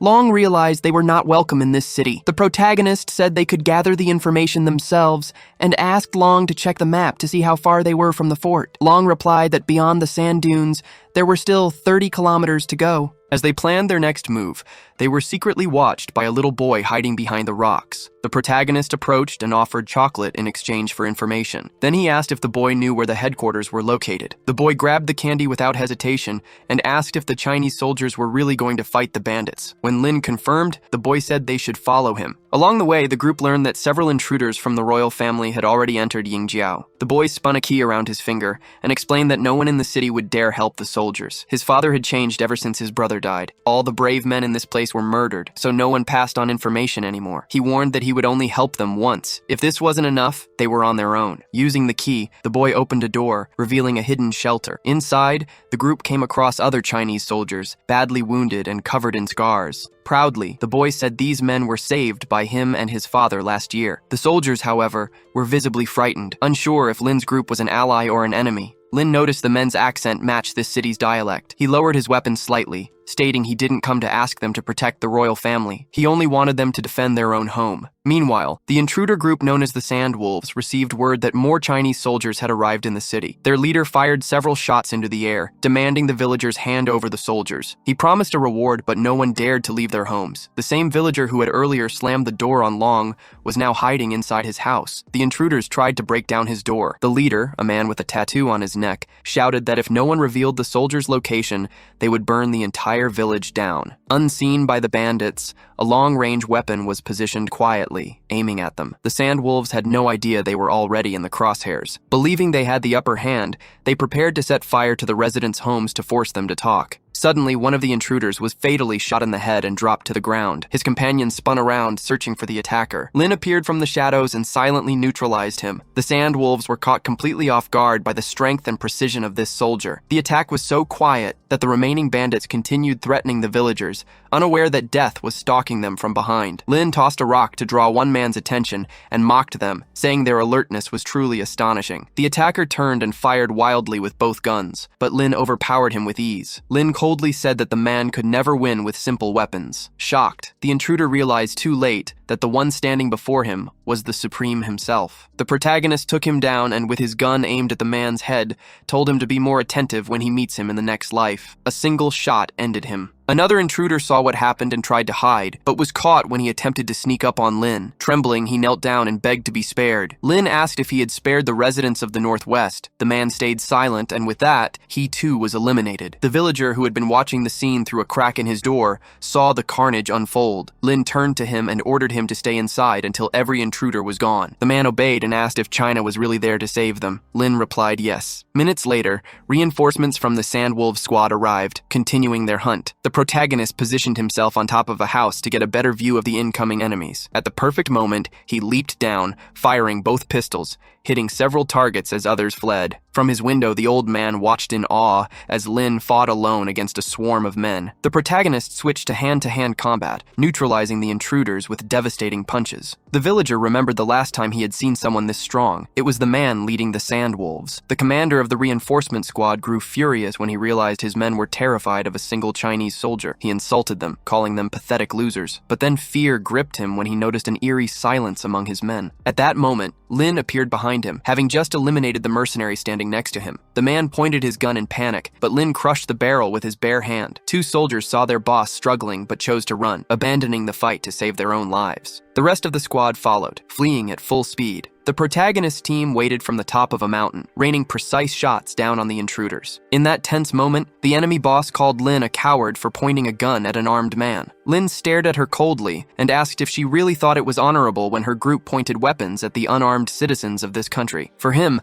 there was nothing heroic about throwing the people of China into misery to fight for every inch of land. The boss smirked, saying he wasn't wrong, and invited Lin to shoot if he wished. But she also made it clear that she held information on how to reach the headquarters and could use that to help him. At that moment, she removed her cap, revealing she was actually a woman. Their conversation was interrupted by Long, who reported to the Supreme that the mercenaries who escaped from Yinzhou City at Point A were surrounded and exterminated. He stopped speaking when he noticed the woman talking to Lin. Suddenly, she sneered, claiming her head hurt just seeing the Supreme trash, the puppet dragon master, and the little follower named Long. Clearly, she knew her enemies well. Long pointed his gun at her, demanding to know how she dared insult the Dragon Master and the Supreme. The woman tried to bargain for her life, proposing a deal. Her condition for revealing the headquarters location was her release. Lin replied coldly that he didn't make deals with people of unknown origin. She continued trying to intimidate him, acting as if she was someone he needed. Losing patience, Lin grabbed her by the neck with full force, lifting her off the ground. Struggling to breathe, she finally agreed to talk. Gasping, she said she could take him to Eaglehead Castle. Collapsing to the ground,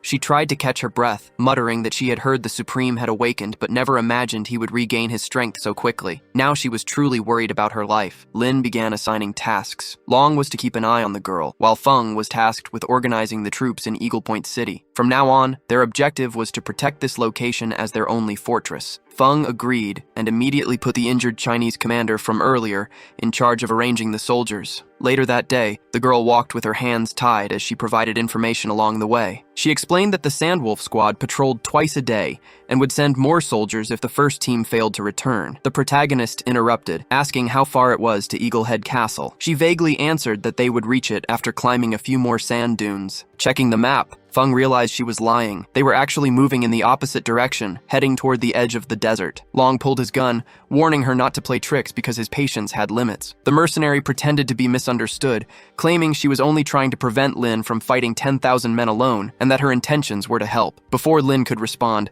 a yellow car suddenly jumped over the dunes, landing in front of them and spraying sand everywhere. The protagonist asked the girl who these people were. She replied that they belonged to the Vultures patrol team, the most ruthless squad of the Eagle Head group, known for killing any Chinese they encountered. The enemies got out of the car, and their bald leader announced he would keep the girl while the others could choose what to do with the rest. Lin snatched the knife from his partner, and with a few swift movements, cut down the entire Vulture group. The girl froze in shock, witnessing the strongest battalion fall in just one move. The protagonist snapped her out of her thoughts when he returned the dagger to his partner. Speaking with a serious tone, he gave the woman one last chance to tell the truth. She finally admitted she could lead them to the castle, but warned that Eaglehead Castle was easy to defend and hard to attack. It had a 24-hour sensor recognition system and battlefield surveillance radar. Their concern now was whether the Sandwolves had already discovered their location. Feng said he had taken care of it, boasting that hacking the repeater and intercepting the surveillance video was simple. Long quickly praised his partner's intelligence. Lin told everyone to get in the car because they needed to move now. Minutes later, the stolen vehicle sped toward Eaglehead Castle. The mercenary warned they were getting close. At that moment, the car entered the crosshairs of a Vulture squad sniper. The shooter hesitated, recognizing his companion's vehicle, but on closer inspection realized the driver wasn't the bald leader. Lin had already noticed the sentries hiding nearby. At the right moment, he gave the order for Long to shoot. The soldier climbed onto the car's roof and took out the Vulture snipers one by one. Enemy bodies fell from the dunes, and others were run over by the speeding car. The mercenary warned that at this rate, they would become easy targets. Lin replied coldly that he never said they were going to sneak in. Some sentinels approached after hearing the noise, only to panic when Lin's car flew over their heads, leaving them in utter despair. The soldiers try to activate the warning alarm for intruders, but Long is faster and shoots at the buckets of gasoline nearby. Several explosions are triggered after this movement. The mercenary shouts that Eaglehead Castle also has many Chinese hostages, and Long may accidentally finish them off if he continues to act this way. The protagonist simply ignores the girl's warning and asks Feng how long it will take to break the enemy's defense system. The Dragon Master checks the device and confirms that there is little left. Suddenly, an aircraft appears above them and starts chasing their car. The mercenary screams that it is the armed reconnaissance aircraft of the Sandwolf squadron, and they need to find a way to escape. Lin shouts that the direction is up to Long. He jumps while his partner takes control of the car. The soldiers on the aircraft are shocked when the protagonist leaps so high that he appears right at their window. A Vulcan cannon located underneath the aircraft activates, but Lin simply rips it out with his hand. A new explosion lights up the sky. Long laughs, saying only the boss can do this. The protagonist returns to the car and tells Long to accompany him. Meanwhile, inside the walls of Eaglehead Castle, the soldiers already know about the invaders and line up to defend themselves. But the gate collapses under the lightning sent by the ultimate. The protagonist's eyes turn red as his power activates. The stolen car smashes through the gates, allowing them to storm inside. In the sequence, many soldiers of the Vulture squad are eliminated. Lin continues to exude insane power, so strong that the ground begins to crack beneath his feet. Suddenly, a hole bursts open in the stone wall. The head of Eaglehead Castle watches with a smile, asking who this man is. Lin spots a tank approaching, its cannon aimed at him. The soldiers of the castle cheer for the appearance of Chief Ding. A bomb is fired from the tank toward the protagonist. He dodges effortlessly and kicks the bomb back toward the soldiers of the castle. More men are eliminated in the blast, enraging the boss, who shouts at Lin not to underestimate him. The man tries to run the tank over the hero, but it fails.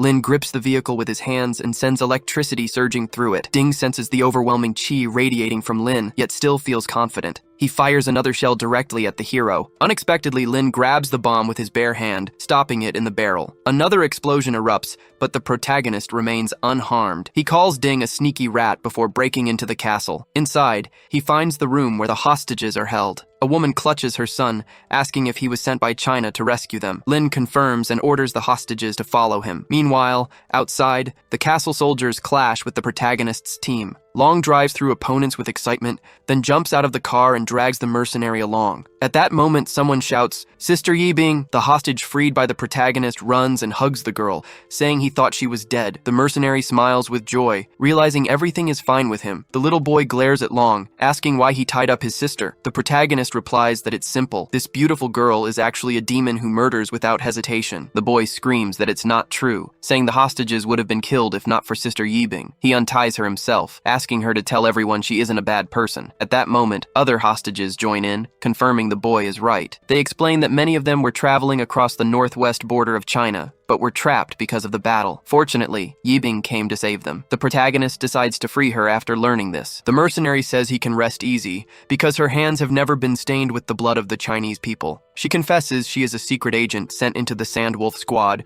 responsible for delivering information to the Chinese army. During her mission, she discovered that the three main forces, Sandwolves, Ancient Snake, and Grizzly Bear, are competing with each other. In this situation, the best option is to retreat. Yibing suggests this, knowing Lin would never back down. She was right. Lin orders Long to take the hostages back to the city. The soldier worries about him, but the protagonist admits he will advance to retake China's lands. Long laughs, saying he will accompany him. Yibing insists on joining too, claiming she wants to reclaim the territory of China more than anyone. She argues that without someone familiar with the area, it's impossible to locate the ancient territory of the snakes. The protagonist initially resists, insisting someone must stay and protect the hostages, but both Long and Yibing plead their case. Lin finally decides the best approach is to organize supplies so they can all leave together. After solving immediate problems, the protagonist thinks about his wife and hopes she is safe. The scene shifts to Axon's property. Ching suggests that the protagonist's wife get some sleep because she has been awake since yesterday. Shinn doesn't respond. The subordinate tries to convince her,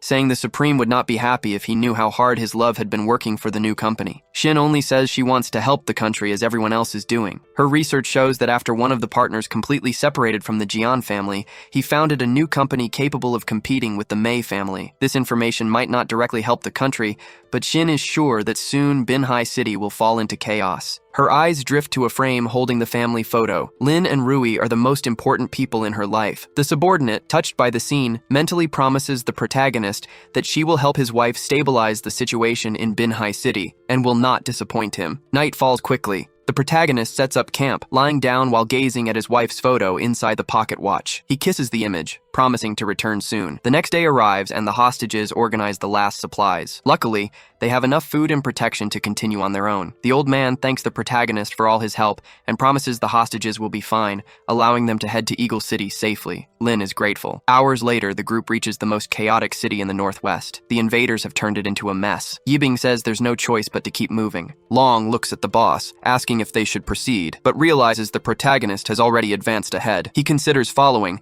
but notices Yibing and Feng standing still, staring at the map in disbelief. They realize they are standing in no man's land. Long asks what that means. Yibing replies that this area has no master and is the most complex place in the northwest because superpowers don't work here. At that moment, the protagonist suddenly stops flying and begins to fall. Long exclaims that it looks cool, but Yibing scolds him, saying they are in deep trouble. Lin keeps falling. Meanwhile, a girl is bathing in the pool of her building. Everything seems peaceful until the glass ceiling shatters and Lin crashes into the water in front of her. Her subordinate rushes to see what happened. The protagonist still doesn't understand why his supernatural power vanished. Soon, a gun is pointed at his head. The subordinate doesn't recognize him, but the girl in the pool does. She realizes it's the Supreme and wonders how he arrived in no man's land so quickly. The woman becomes intrigued by Lin and hugs him from behind, asking if he is willing to be her lover. The protagonist quickly replies that he is married. She yells at him not to reject her so easily. Determined to conquer him, she slides her hand between his legs. In an instant, Lin grips her hand tightly immediately and warns he won't hesitate to destroy her. The subordinate asks for permission to shoot. The protagonist loses his temper and crushes the man's gun with his fist. The woman becomes even more interested in Lin. Even without his superpowers, he still demonstrates incredible strength and fighting skill. The muscular guy throws a huge punch, and they all have to run because of the smoke. The man feels too embarrassed to admit he's not strong enough to beat that guy, so he suggests they tie him up and sell him. The girl gets really mad at how dumb he is. How are they supposed to tie him up if they can't even beat him? She then says they need to come up with something to earn South Supreme's protection. The smoke never ends, and far back,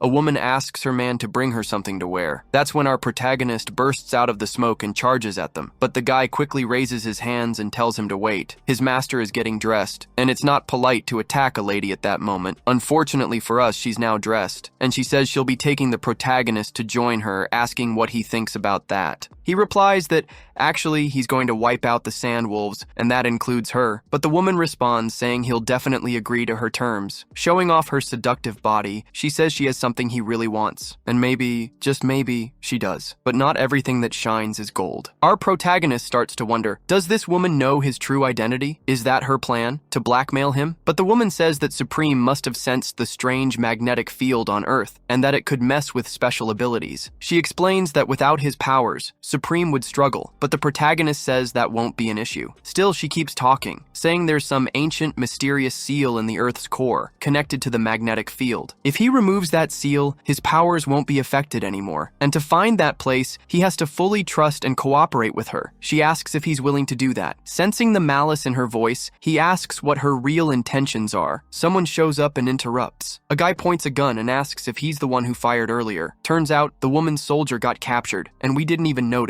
The man calls our protagonist boss and says the others probably came because of the gunshots.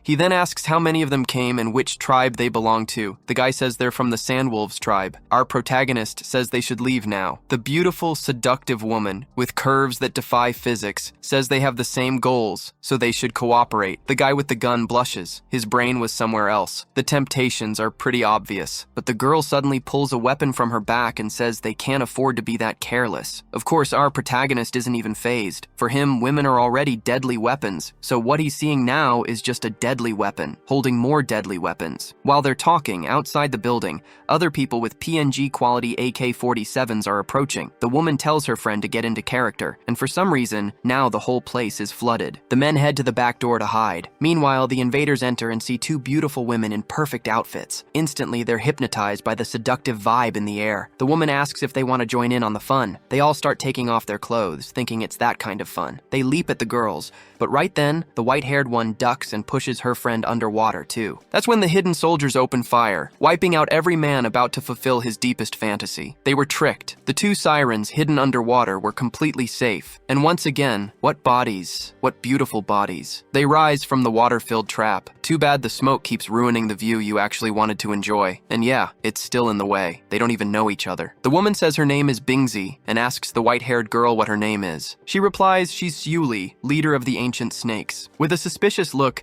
Bingzi asks what exactly she means by leader. They're clearly suspicious of each other. That's when our protagonist walks up and says it's all done. The man in the back asks if they can at least help carry the bodies. The pink-haired guy cheers, saying this victory was absolutely refreshing. The other guy, a real suck-up, takes the chance to praise his master, saying she worked really hard. But this ridiculous scene doesn't move our protagonist at all. He's just wondering what the real goal of the snake's leader is. Meanwhile, the story jumps to a new place. The woman is thanking the man for everything he's done. Without his help, things probably wouldn't have worked out. The man says she's being too kind. He was just doing his job. By the way, he hands her a list with the members of Binhai's political and business alliance. Looking over the papers, the blonde girl notices lots of names. Influential people involved in political movements. She questions why they're all from emerging powers. The man explains that she doesn't have enough resources to join the police and business alliance. She agrees and says she's truly grateful. Without help from many people, especially the Wang family, she would have never reached her current position, let alone become president. She thinks for a moment and ends up agreeing with the man's suggestion. Then she proposes they join forces with the emerging powers too. The man is even surprised by the girl's boldness. She continues, saying there's data about a distorted magnetic field that absorbs absorbs bloodline energy, and that's exactly what Shen Yan and his ritual are after. The man becomes uneasy with that info and says they found a traitor in the military who had been studying the meteorite, but in the blink of an eye, his tone shifts. He says that just proves how valuable the meteorite really is. The girl agrees and tells him to use the lab as a front to attract more investment. She also asks him to form a new team and expand operations once the Northwest is stabilized.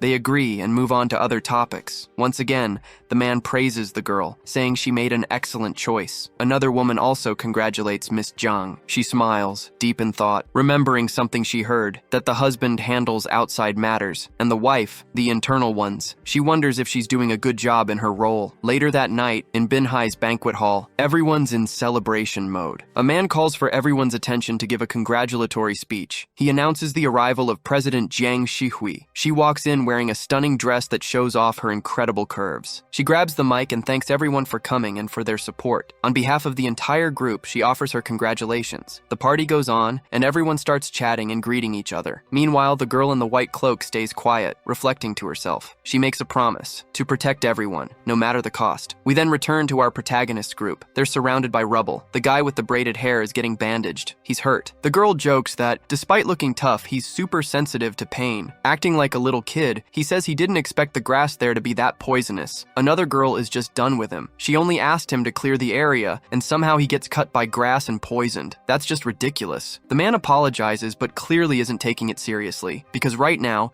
he's looking at an amazing sight. Too bad that damn white smoke is in our way too, but not for long. The smoke clears. The woman asks where the exit is. She could help since she knows the place really well. But yeah, the tension between them is real. She says the other woman should find her own way out. While they argue over nonsense, the protagonist just stands there, silently watching the whole ridiculous mess. Then, frustrated, the white-haired woman orders her guards to beat the other girl. The guy hesitates. He's thinking he can't do that. There's no way he'd lay a hand on such soft and beautiful skin. His leader, of course, loses it, so now he's betraying his loyalty. Over something that shallow? Meanwhile, the girl who was supposed to be beaten just keeps laughing, finding the whole scene amusing. It's hilarious how that woman tries to give orders with such clumsy men. As she watches, the pink-haired guy walks over and asks if she's laughing at something. They look together, and yeah, it really is funny. The woman is complaining that being ugly isn't a problem, but being ugly and disloyal? Now that's just unacceptable. The guy, trying to defend himself, says he may be ugly and disloyal, but at least he's humble,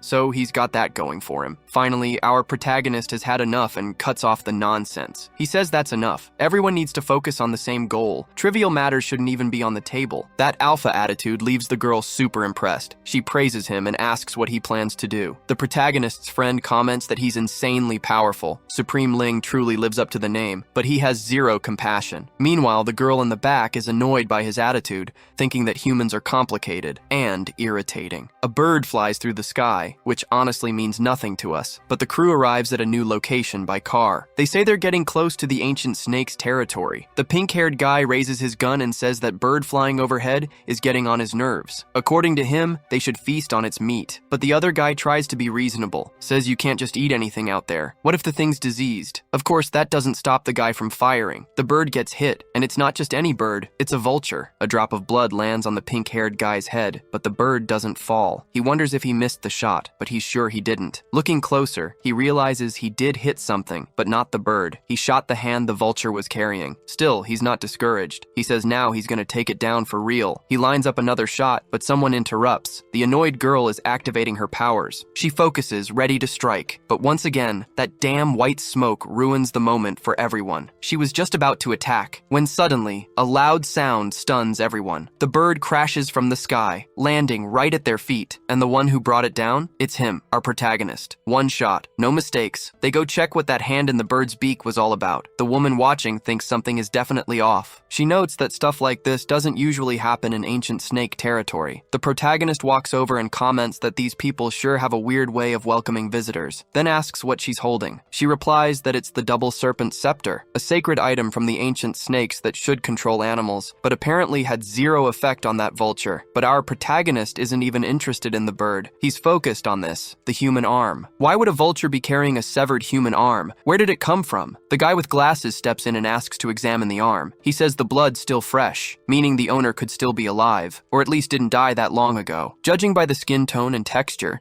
the arm likely belonged to someone from the old snake tribe. The woman is shocked. She hadn't realized it came from one of her own people. At that moment, a gust of wind draws their attention toward the village. She wonders, could the enemy have already launched an attack? Then we cut to a different scene, the central gymnasium of Binhai City. Someone's analyzing a map with the positions of families in the east, west, and north. With war spreading and scouts on the move, spies could be anywhere. They need to act fast before the army advances. There's fear that scouts, maybe even soldiers, have already infiltrated Binhai. The woman shouts, asking if the black armored army is ready to protect Supreme Lee's family. The soldiers pause for a second, then shout in unison that they are. She says she's proud of their spirit. A man with an eye patch steps up with urgent news. He says the Azure Dragon is already positioning special forces across the 8 main streets of Binhai. The woman gets mad and asks if he's stupid for yelling classified info like that, but since the damage is done, she tells him to point out exactly where on the map they're stationed. The man awkwardly scratches his shoulder and says he'll do that right away. He steps up and says the Azure Dragon is wherever he was thinking, but the truth is, he forgot. After thinking for a bit, he points to Honglong Street, then reconsiders and says maybe it's the Linfung clinic. Ching stays alert because the Linfung clinic is where Ruie and Dr. Lee are. Without hesitation, she decides to check every place showing strange movement on the map and tells the officer to go with her. The subordinate has a bad feeling, believing that some enemy already knew she would place special soldiers to spy on the center of Binhai. If she is right, the enemy has likely gone ahead. As they walk through the streets, Ching asks where the people he planted are. The man points to the corner. They continue moving, and the subordinate questions whether the officer used a car or came on foot. Azure just says she will know when they arrive. Ching suspects there is a traitor in the Black Armor Army. The officer is not very smart, but she cannot think of any other traitor besides him. Years ago, Azure was often beaten for stealing. He was never satisfied, even after joining the Black Armor Army to make a living. Ching feels like finishing this guy now, but she hesitates because of Azure's superior. She decides to wait and maybe lure him to her territory. Soon, Ching meets the special forces that the officer planted. Suddenly, she attacks and neutralizes the 2 men. One of the possible spies accuses Azure of lying to them. At that moment, the man takes control of his clothes and presses a button, saying it's time to start. Ching is surrounded by several cars. Using her spy trampoline, she jumps into the air and asks what kind of mediocre trap this is. Her goal is to finish the traitor first, but his allies drive at full speed, trying to hit her. Ching kicks the cars away with her super strength, then focuses on the traitor. She is shocked when her kick is blocked. Landing on the ground, the soldier asks if she forgot that the squad's armor is reinforced. Azure mocks her, saying the parking lot is not random. At that moment, his allies accelerate toward her again. The soldier is sure of his victory, but in the next moment, he and his allies are controlled by a supernatural power. Even Ching starts to float. It is Ruie using her lineage power. The subordinate is delighted to realize it is the little princess's strength. The traitor's mistake was luring Ching to a parking lot near the clinic, where the protagonist's daughter was staying. Dr. Lee gives a thumbs up, praising the girl. Ruie screams that she missed Ching. The subordinate gently touches the little princess's face and says she was amazing. The doctor laughs, saying those traitors never imagined the girl's power. Ruie says she tried hard to stay strong and protect her family. At that moment, the protagonist's wife runs to her daughter with a smile. Shinn was called by Ching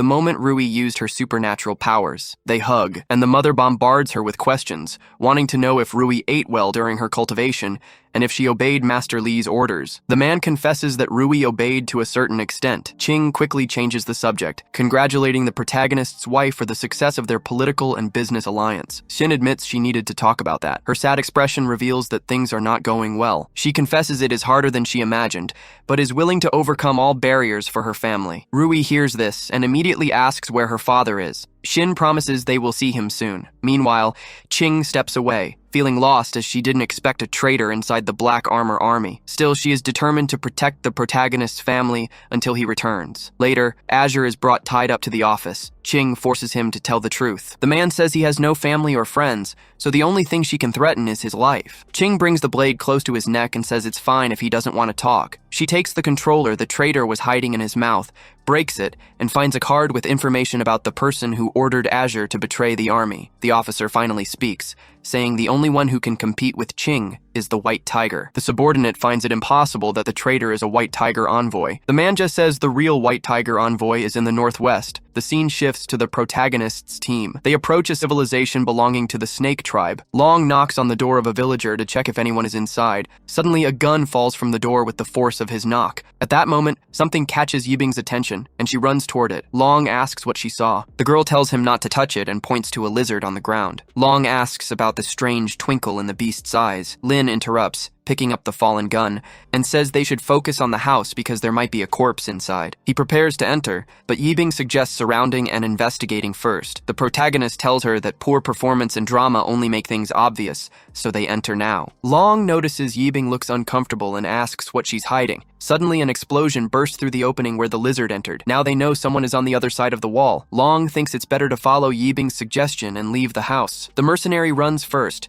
but is stopped by the subordinate of the snake tribe leader. Lin uses his lightning power, placing his hand in the opening. The wall breaks, revealing a corpse covered in scales. Nurba carefully examines the man. He belongs to her tribe. For some reason, the protagonist believes this man is the same lizard that entered the opening. The idea makes sense to everyone. Nurba accuses Yibing of turning her tribe members into lizards. Long restrains the mercenary, threatening her if she doesn't tell the truth. Nurba bids farewell to her tribesmen, while the snake tribe members look shaken. Yibing gives a scary, satisfied smile. Suddenly, the corpse swells, blisters forming on his skin, and explodes in front of everyone. The protagonist's team is shocked. Meanwhile, the tribe leader threatens to finish off Yibing. Long still holds her to prevent escape. Nurba decides not to wait and charges with her staff. The mercenary knees Long to free herself, then pulls a hidden gun and points it at Nurba. At the same time, Lin and Feng aim their pistols at her. The protagonist advises her not to act rashly. She agrees and throws the gun to the ground. The hero asks everyone not to attack Yibing and lets her speak. The mercenary confesses she did all this. She is a white tiger envoy and a double agent. The northwest border has been the scene of constant fights between the Sandwolves, the Snake Tribe, and other clans. Yibing adds that ordinary people like her are the ones truly harmed by this conflict. She admits she once thought it was all over, until the White Tiger appeared, saved her, and rescued her village. From that day, she became his subordinate. He asked her to disguise herself among the Sandwolves until Lin appeared. It turns out the White Tiger is the real leader of the Sandwolves,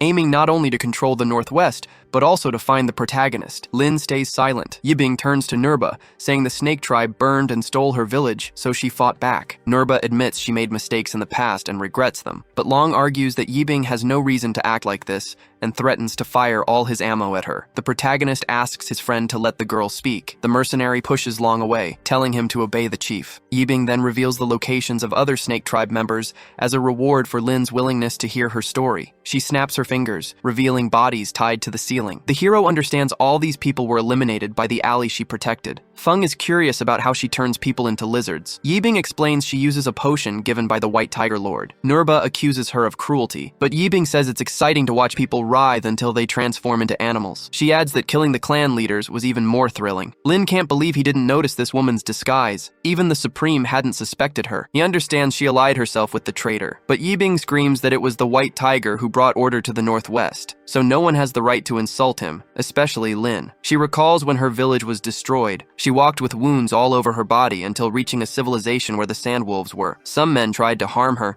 but the White Tiger appeared and protected her. Yibing admits she had always felt ignored. But on that day, the White Tiger called her by name. That's why she can't accept being seen as the villain. The leader of the snakes was the first to destroy her people and wipe out her entire family. Everything she has done so far was to ensure that the names of important people were not forgotten. Yibing accuses the protagonist of not saving them when chaos took over the Northwest. She shouts that he closed his eyes to the people. Feng notices that Lin is losing his temper as the power of the Supreme leaks out of his body. His anger erupts, and his lightning destroys everything around them. The soldier keeps the traitor in his sights and asks if he should shoot. Yibing says they should shoot her because the curse of transformation is linked to the White Tiger Lord. Now that he has discovered her location, escape is impossible. At that moment, several manipulated birds fly overhead. Nurba grows concerned, realizing these birds are following Yibing's instructions. She fears that the power of her staff has been blocked by the White Tiger. Lin radiates a murderous aura as he orders his allies to be ready for any enemy. The attack against the birds begins. Long uses his weapon while Lin unleashes his powerful lightning. The number of enemies is overwhelming,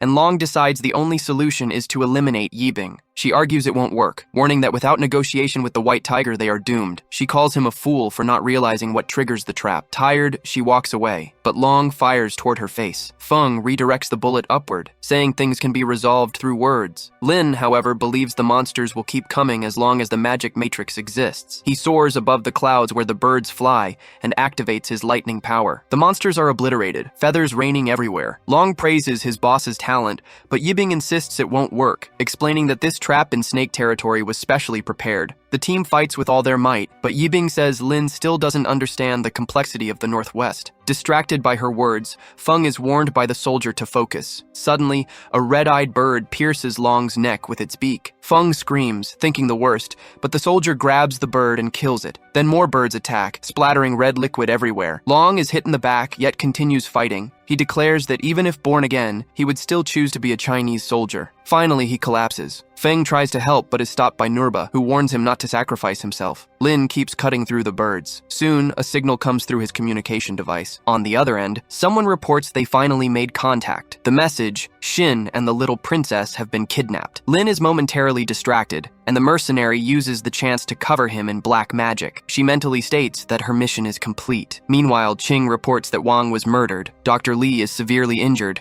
and the lab built by the Supreme's wife was destroyed. All meteorite iron research vanished. She surrounded the city to protect the girls, but learned White Tiger's people are everywhere. Qing kneels, apologizing for failing. Lin, consumed by the black magic circle, tells her to keep protecting his family. His rage is so great that his energy shatters the black magic. He screams, demanding how the Sandwolves dared to touch his family. A super powerful lightning bolt strikes Yibing, reducing her to a skeleton in seconds. Nurba stares in shock at the Supreme's power, wondering why he didn't use it earlier. Feng understands from his anger that the White Tiger has crossed the line. Lin realizes the battle in the Northwest was orchestrated by Baihu from the start. He was meant to be distracted sweeping the Sandwolves, then lured to No Man's Land to destroy the Snake Tribe, giving them a chance to attack Binhai. Holding Long's body, Lin blames himself for inviting his friend to this mission. He asks Nurba for permission to bury him with the rights of the Snake Tribe. Feng regrets the loss of both Long and Nurba's subordinate, who died fighting Yibing. The cloud of smoke dissipates. Lin warns Nurba that the meteorite controlling the ancient snake territory has been destroyed,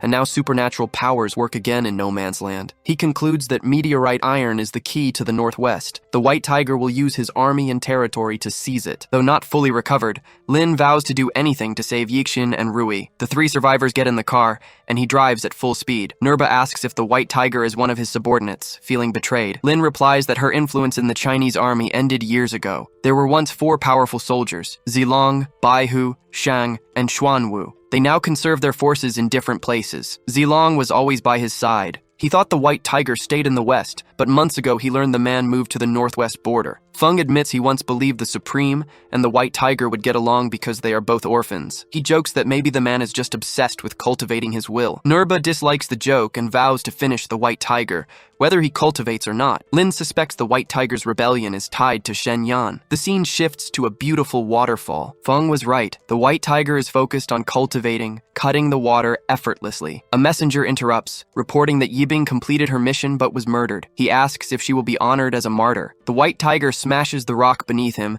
and coldly asks who she is. The messenger, trembling, says she was the girl planted in the Sandwolf squad. The White Tiger orders him to fetch the sergeants. Back in Northwest civilization, Feng loads the last supplies. This time, he travels alone with the Snake Tribe leader. He asks if Nurba is sure about not joining him in meteorite space. The girl remains undecided, mourning her fallen subordinate. The scene shifts to Binhai City. The protagonist has no choice but to return and save his family. He learns from his subordinate that Azure set up an ambush in the parking lot. Qing pretended to fall into the trap to capture the mastermind behind the betrayal. During this, the little princess used her electromagnetic force to control Azure's direction, drawing the White Tiger's attention. The rebels working for the White Tiger surrounded everyone. Ruie tried to use her powers again, but the rebels used meteorites to absorb energy and kidnap them. Dr. Li was injured protecting them. Qing kneels, asking for punishment. Lin says she is not to blame. This was the White Tiger's long-prepared plan. He asks if she knows where his wife and daughter are. She replies no. Lin orders her to find them today. He fears the White Tiger in the northwest and Shen Yan in the capital may join forces. Qing explains that her investigation shows no contact between Baihu and Shen Yan yet. Suddenly, a roar interrupts the conversation. Qing looks back and sees wolves approaching, wild and ready to bite anyone. The protagonist doesn't move. On the other hand, the girl is prepared to protect him. This makes Lin have an idea. Instead of dealing with 2 enemies, it is better to disperse his forces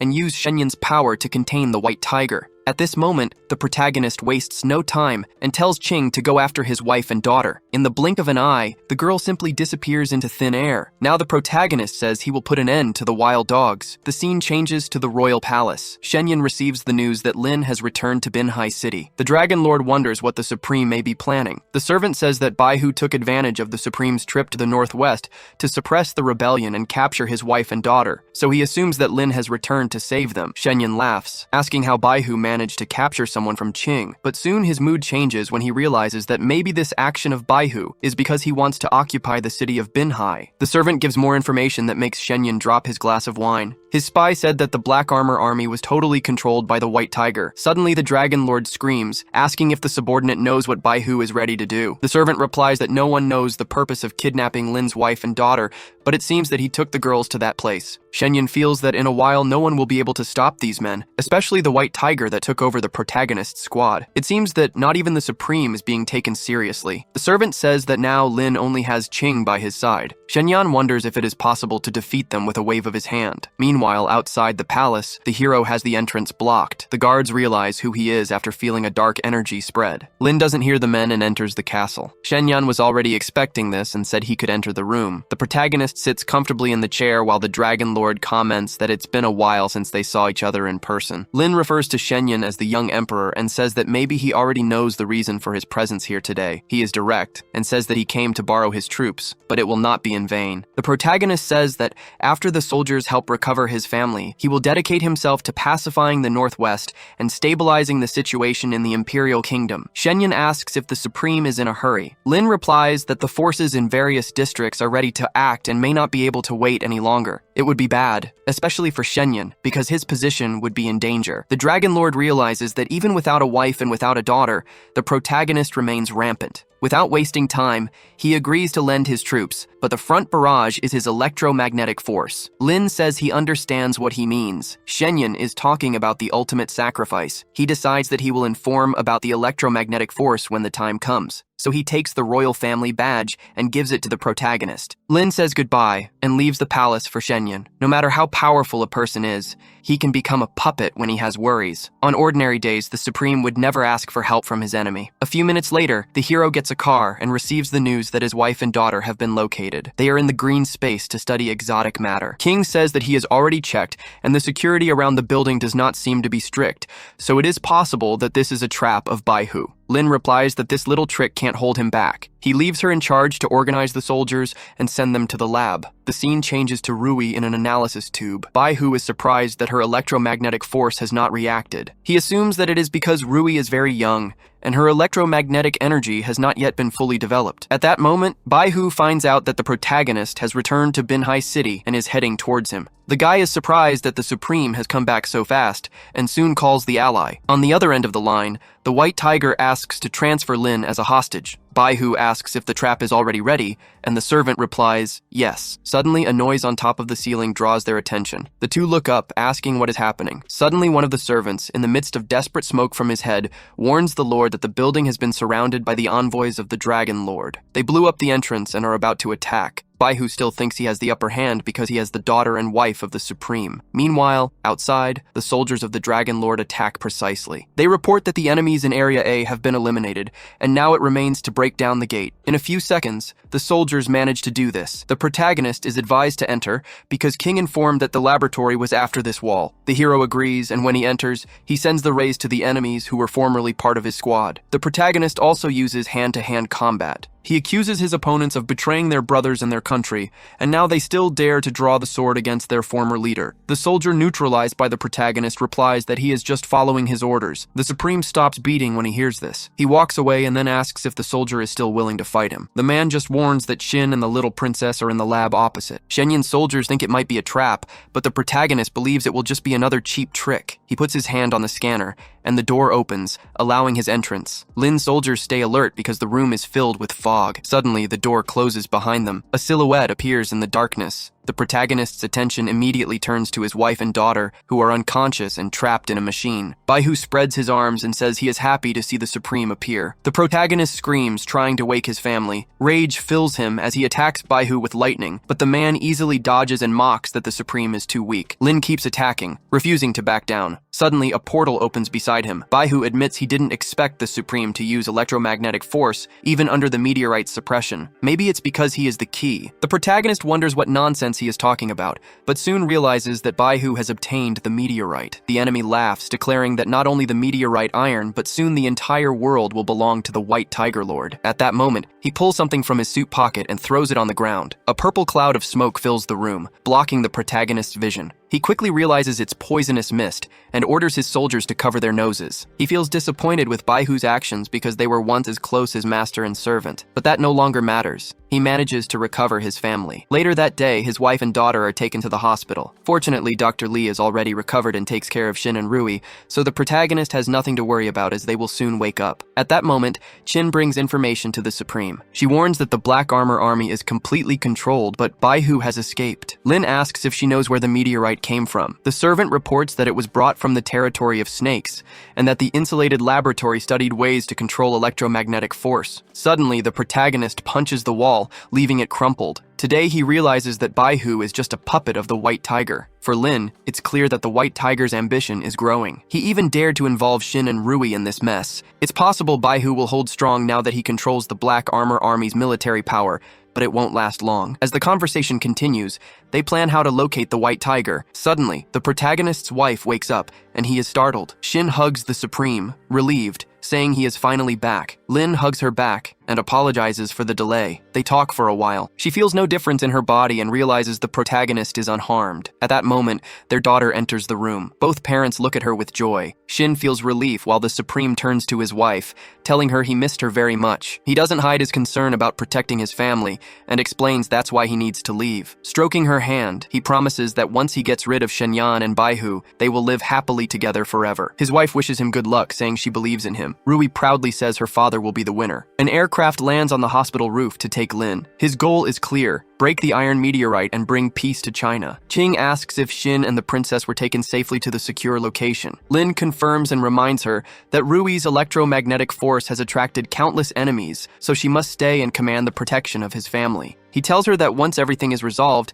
she should meet him in the northwest. The scene shifts to the northwest. Members of the Sandwolf squad celebrate after capturing a beautiful woman. Nurba is surrounded by those vile men. Before she can react, a bullet pierces her shoulder and she collapses unconscious. The mercenaries debate what to do. One of them, holding Nurba's staff, suggests tying her up and taking her to the leader. As they prepare to leave, a sword falls from the sky, destroying their car. They turn toward the source but see no one. Suddenly, a man clad in reinforced armor retrieves the sword. The mercenaries open fire, but the hooded warrior wields the blade so fiercely that flames burst from it. In moments, several mercenaries are cut down, while others flee and hide behind rocks, only to be hunted down. The armored man notices some soldiers escaping with the remaining vehicle, but chooses not to pursue. He grabs one of the mercenaries who stayed behind, demanding to know what happened to the Snake Tribe's territory. Trembling, the man reveals that the White Tiger destroyed it and stole supplies. The armored warrior presses further, asking why they captured Nurba. The mercenary stammers, nearly struck by the sword, and blurts out that they had no real intention. They just found her and abandoned her staff. The warrior takes a deep, angry breath and walks away. Meanwhile, at China's central training base, Qin brings Shinn into the facility,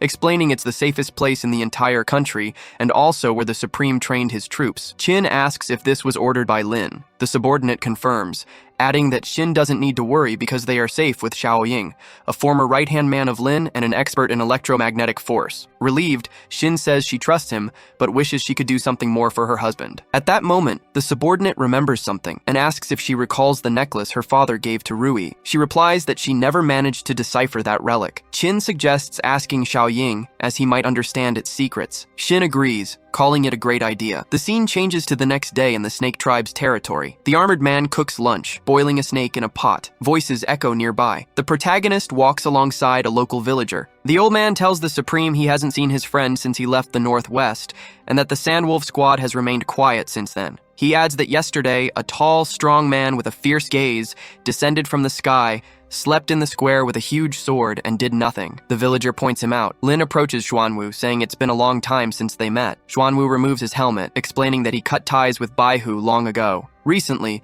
the traitorous leader instigated the Black Armor Army to rebel, and now they hunt him. Xuanwu says he has been searching for Lin since hearing of his awakening. The protagonist asks about Suzaku, and silence follows. The villager offers water, then asks why Master Xuanwu carries the staff of the snake tribe leader. The armored warrior replies that he recovered it when he arrived, and found soldiers attempting to capture Nirba. Lin warns his friend that Nirba, the staff, and the meteorite are closely connected. The white tiger likely needs all three to advance his plan. Xuanwu agrees, saying it's unlikely to cross the meteorite without Nirba. The scene shifts to the Sandwolf territory. Nirba hangs from a wooden cross, watched by mercenaries. The protagonist knows it's a trap, but refuses to retreat. Xuanwu receives the order and falls from the sky, crashing among the mercenaries. The landing sends men flying, triggering their trap. Bombs rain down on Xuanwu. Lin yells for his partner to back off. A silhouette appears atop the Sandwolf castle. A man mocks the protagonist, asking if he really thought he could just break in. He points to the side, showing hostages the protagonist once saved now being threatened again. The retired soldier shoots one of them